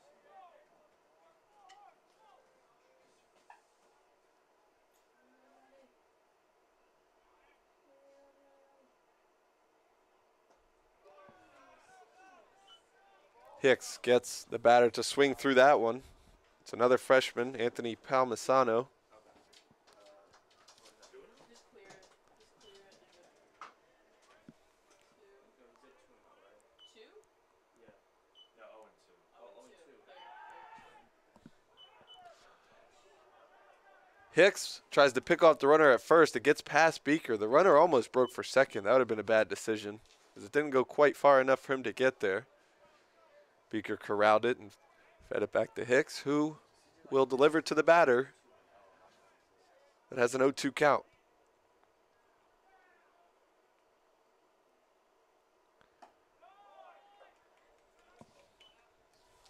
and umpire wants to, by the way, so just a bit outside. Yeah, there are some softball umps who Ooh, would do they that. get it. Great. And that's strike 3 as Palmisano swings right Now through it. batting number 31, Leo Colon.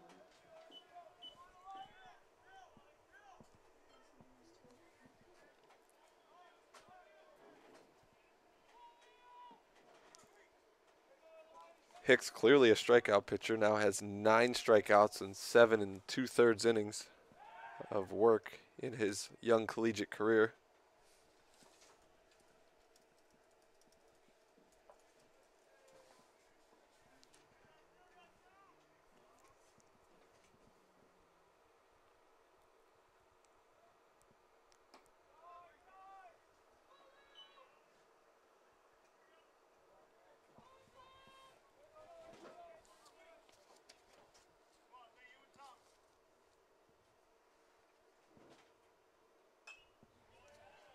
That one's fouled back by Leo Colon, another freshman. So that's 3 straight freshman hitters for NJCU in this inning.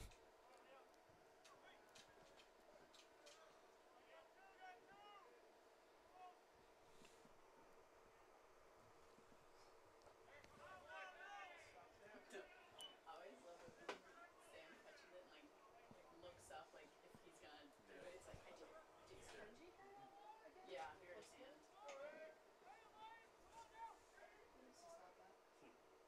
That makes Sam stand fine. That one served foul. It's a 2-2 count to Cologne. Did you ever see the national championship drinking game that Emily Brennan made up last year? For what? For when they were in Appleton. Oh. It was like take a shot every time the announcer mentions Kenji's home to fame. Oh, gosh.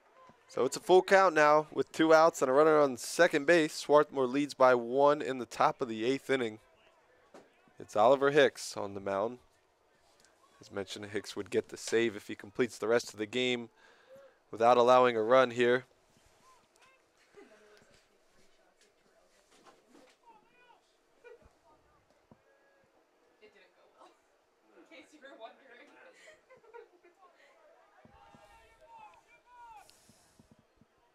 As I said before, Hicks would be the 4th Swarthmore player to have a save this season. Last year, only 2 Swarthmore players had a save, as Jack Corkery set the program's single-season record with 8 of them. Hicks to the plate. It's a nubbed hit back to the mound, and he won't be able to get the out. That's an error, right? No. No, it was hit pretty hard. They're going to give that a hit in the press Now box. batting, number 27, Tom Colson. And it's 1st and 3rd with 2 outs in the top of the 8th inning, and head coach Matt Midkiff will come to the mound. It looks like it's just going to be a meeting at the mound. They're going to discuss what to do here. Sometimes a 1st and 3rd situation could be the most difficult for a baseball team to 300-mile-an-hour. figure out. You go by sound cue, right? Yeah. So this situation gets a little interesting Because you got someone on third. you got someone on third, so if the runner takes off to second, usually they'll jog it out and further draw a throw, in which case the runner on third can take off and try to come Right. home. So that if somebody, if they try to steal from first, they would just let them take second usually, so that they don't steal home and sit at the same time. But then there are other plays you can do, at least in softball. I don't know if they do in baseball. Like they get cut off. You alright? Oh my god, I got this right. Oh, it's gonna show it again.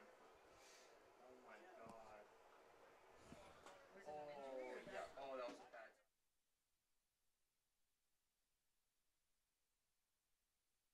Oh, you got sent off. So no changes, Yeah. as Oliver Hicks will try to Oh, that was a bad time. escape some damage here. But it's the leadoff hitter, Tom Pulsine.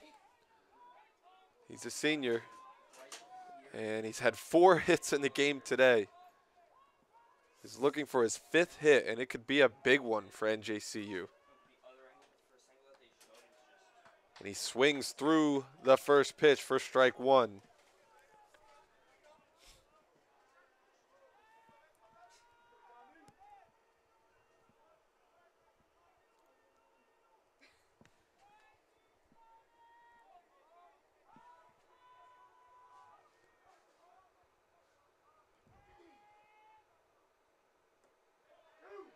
And it's an 0-2 count to Pulsine. This would be a huge out Pulsine has not gotten out yet today. 4 at-bats and 4 hits.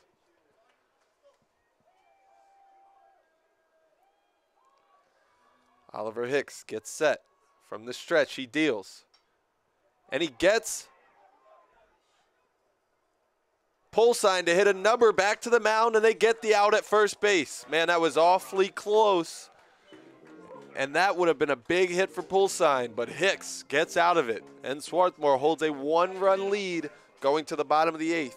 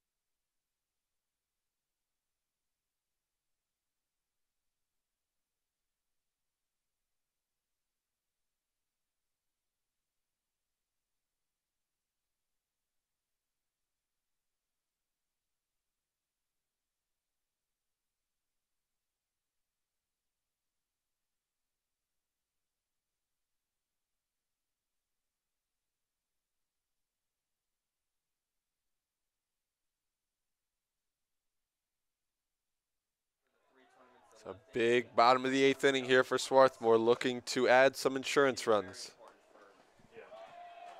And JCU leaves its submarine reliever, Sean Gibney, on the mound. And it's Michael Seppi at the plate for the Garnet.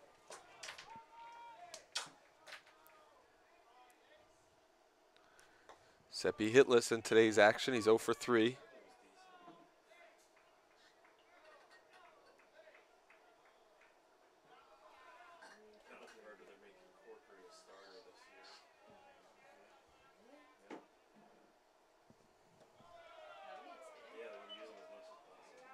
Why not? I mean, He's one of our really good pitchers. Usually closes out. Yeah, usually comes in at the end and just tries to end the game. They're like, you're really good. Let's get you pitching as much as we can.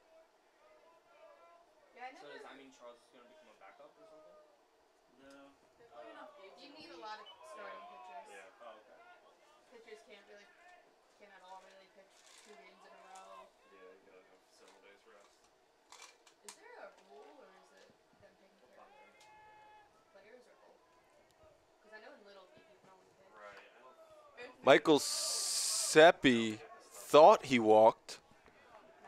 However, the umpire reels him back in as he called strike 2. It's a full count to the second baseman.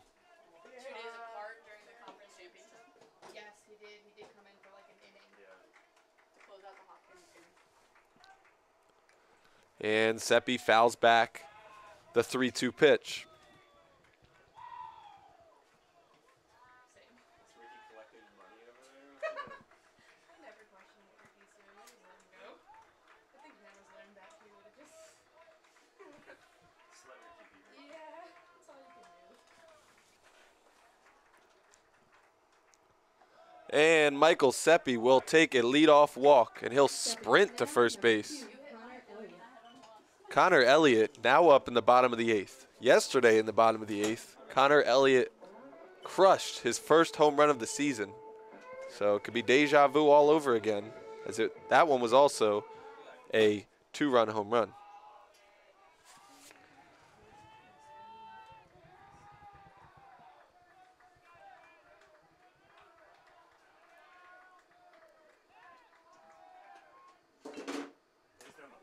And he lays down a bunt. And he does a good job of it. As Michael Seppi advances to second base, he gets done what was asked of him. Stepping up now, number 17, Holden Bridge. So now there's a runner in scoring position with 1 out, and the hottest hitter on the team in junior right fielder Holden Bridge is at the plate.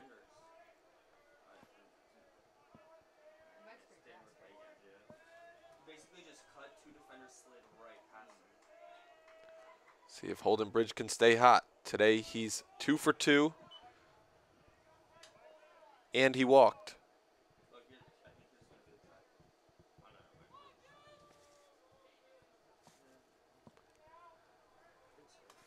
That goal is the reason Germany didn't win like 4-1.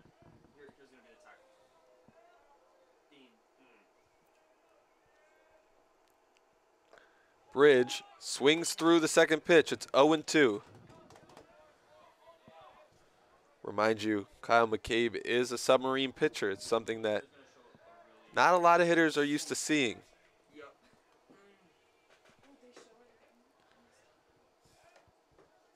It'll be on YouTube then. It's probably there now.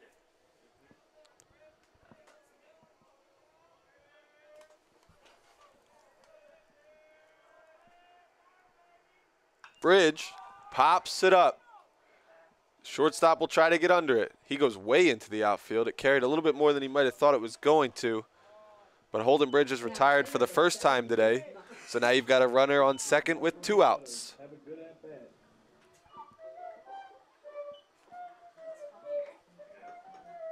Oh, he's trying to shoot, yes.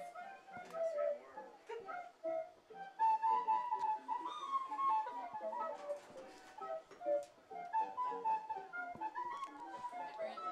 Yeah.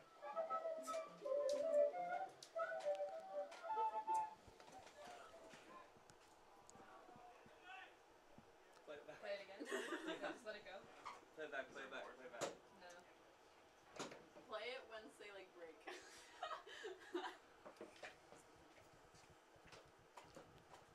Yeah, right when they break. Give me a giggle. It's not Romanatos. Have a good at bat. Look at Zach.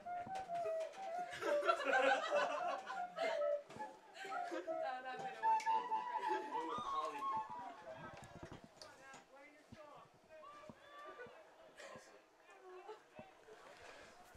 And Luke Mutt steps up to the plate. The freshman looking to add an extra run for Swarthmore. They could definitely use that run. Why not? Well, you had Renee Clark as your pitch. Renee was silly. Yeah, and Jen was sillier when Renee was here. No, it's not. It wasn't good. Woo! Off a car. A lot of stories. You get a car. You get a car. You also have in baseball games, you have that flash guy who like She was unpredictable. really Yeah. fast. Yeah, I actually got an email from her. Really? It's a 1-2 count to Mutz, who's at the plate with 2 outs and a runner on second base. I know she was bad for the team. Wait, do we play 10 innings? 9.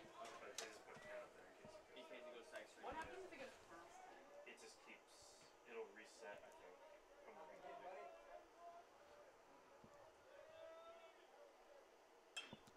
Mutz sends one into left field. Left fielder's having trouble getting under it, but he does. And now we've got 3 outs, and we'll go to the top of the 9th.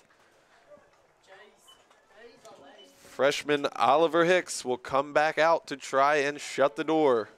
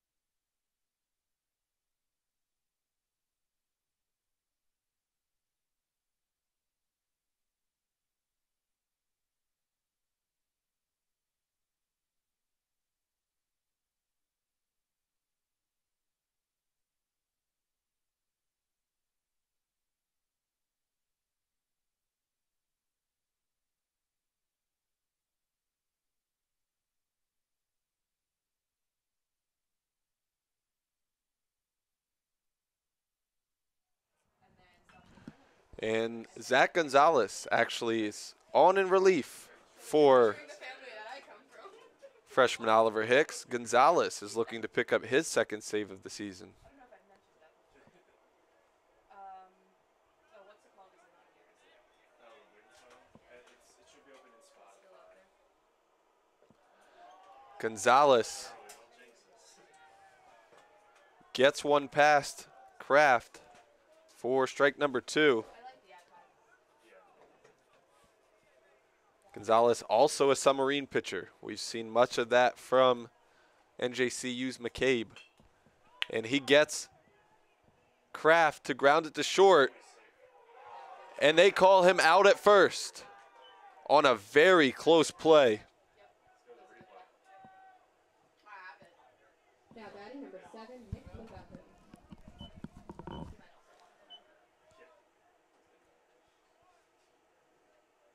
I think it was like half a step. You could run a good stretch. This guy's got a good charge.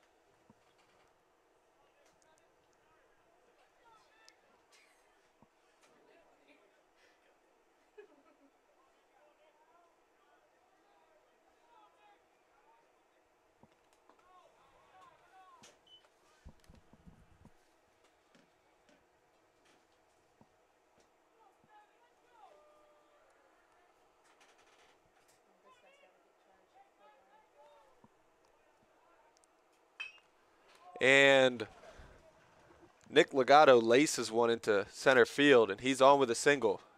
Stepping up, number 13, Juan Pena. Legato could be the tying run.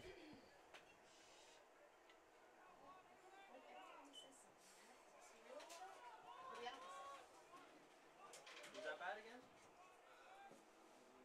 13.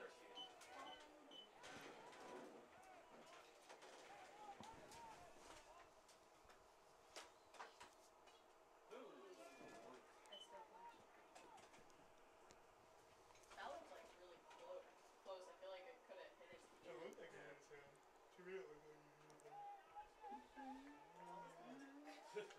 Sorry, what? To me, it looked like it hit his hand. I didn't realize he froze over the first side on it too. That might be new, actually. Because he throws overhand pretty slow. That might just shorten his motion.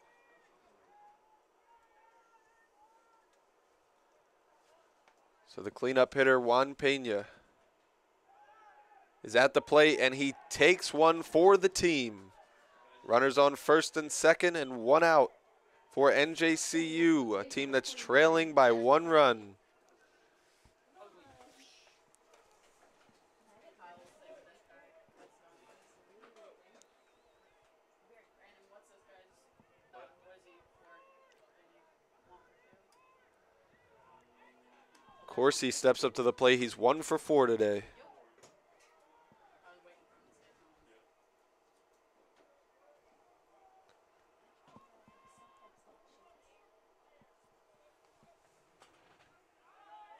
Ooh, what's happening here?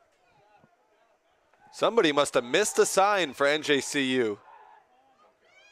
And they've got the runner hung up on his way to third. Somebody's going to be out here eventually. All right, what's the put out? 2-5. And that's a huge out for Swarthmore in this one. Sorry, I was not following. Oh, was that a ball? It was still For whatever reason, That's still a ball. Pena Yeah, so it's still tried to steal second base. 1-0? Yeah. Those are always The result anytime someone's was that he clearly missed a sign. And instead, the runner was caught out going to third.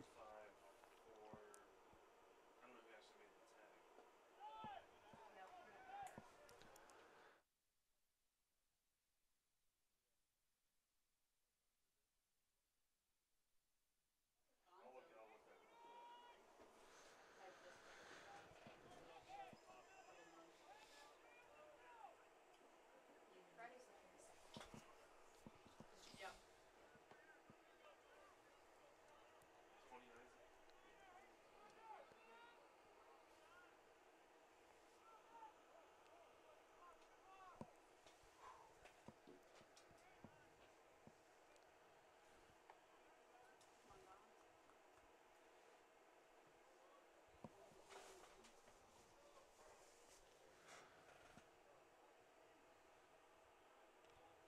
Zach Gonzalez, 2-0 count to the hitter.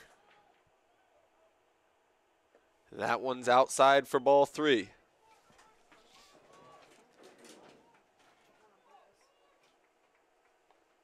Might as well now. Wow, you Put get that one middle here. who's on deck? Has anyone ever broken like a PPR window? Somebody hit one Yeah. last year. Gonzalez offers a 4-pitch walk to Corsi. And now Now batting number there are 10, runners on Brandon first and Rivera. second. 2 outs. Yeah, that big column of windows right there. Someone hit it off there last. And number 9, Brandon Rivera, is up to bat.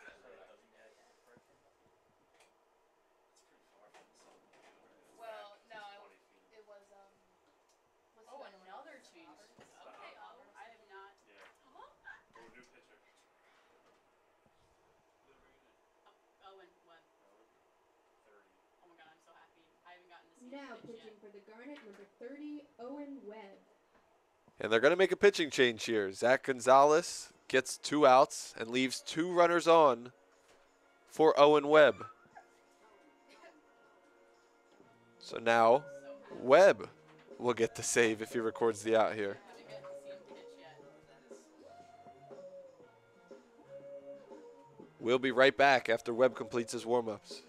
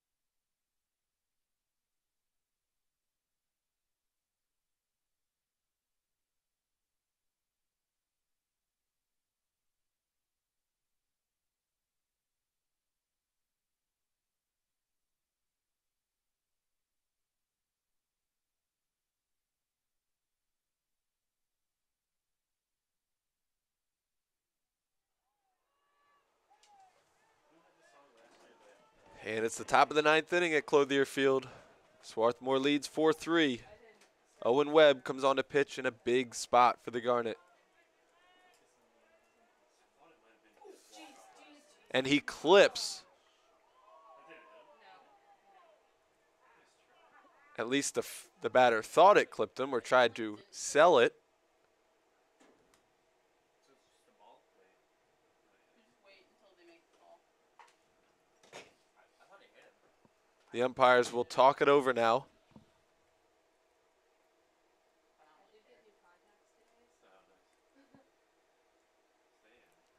Okay, so it's a ball.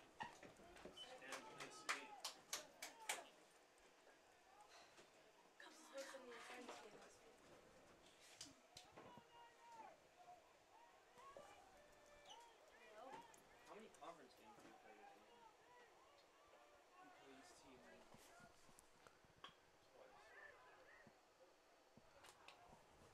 So after deciding that it did not hit the batter, he chops one down the first baseline, but Beaker was not able to get to it.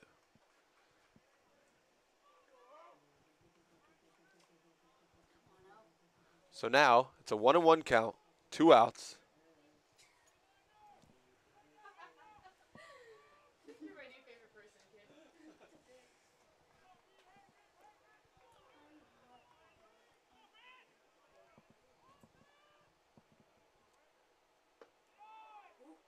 And it's 2-1.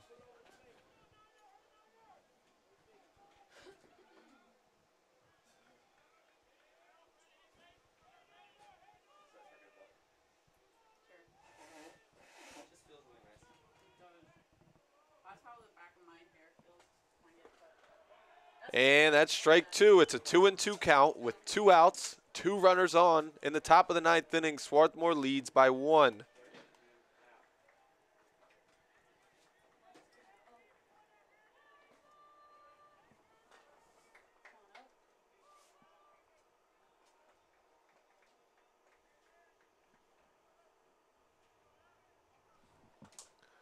Owen Webb gets set. And the batter calls time.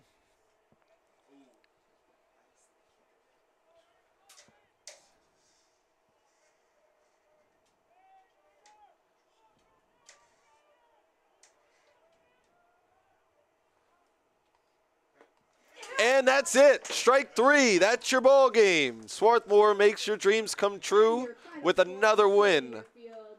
They are now 9-3 on the season. Join us on Friday, March 22nd. The Garnet are back at Clothier Field on Friday at 3:30 p.m. once again as they take on Drew University. Ladies and gentlemen, thank you for watching the Garnet Sports Network, and we hope you stick with us throughout another season of spring sports here at Swarthmore College. I'm Kyle Condor signing off.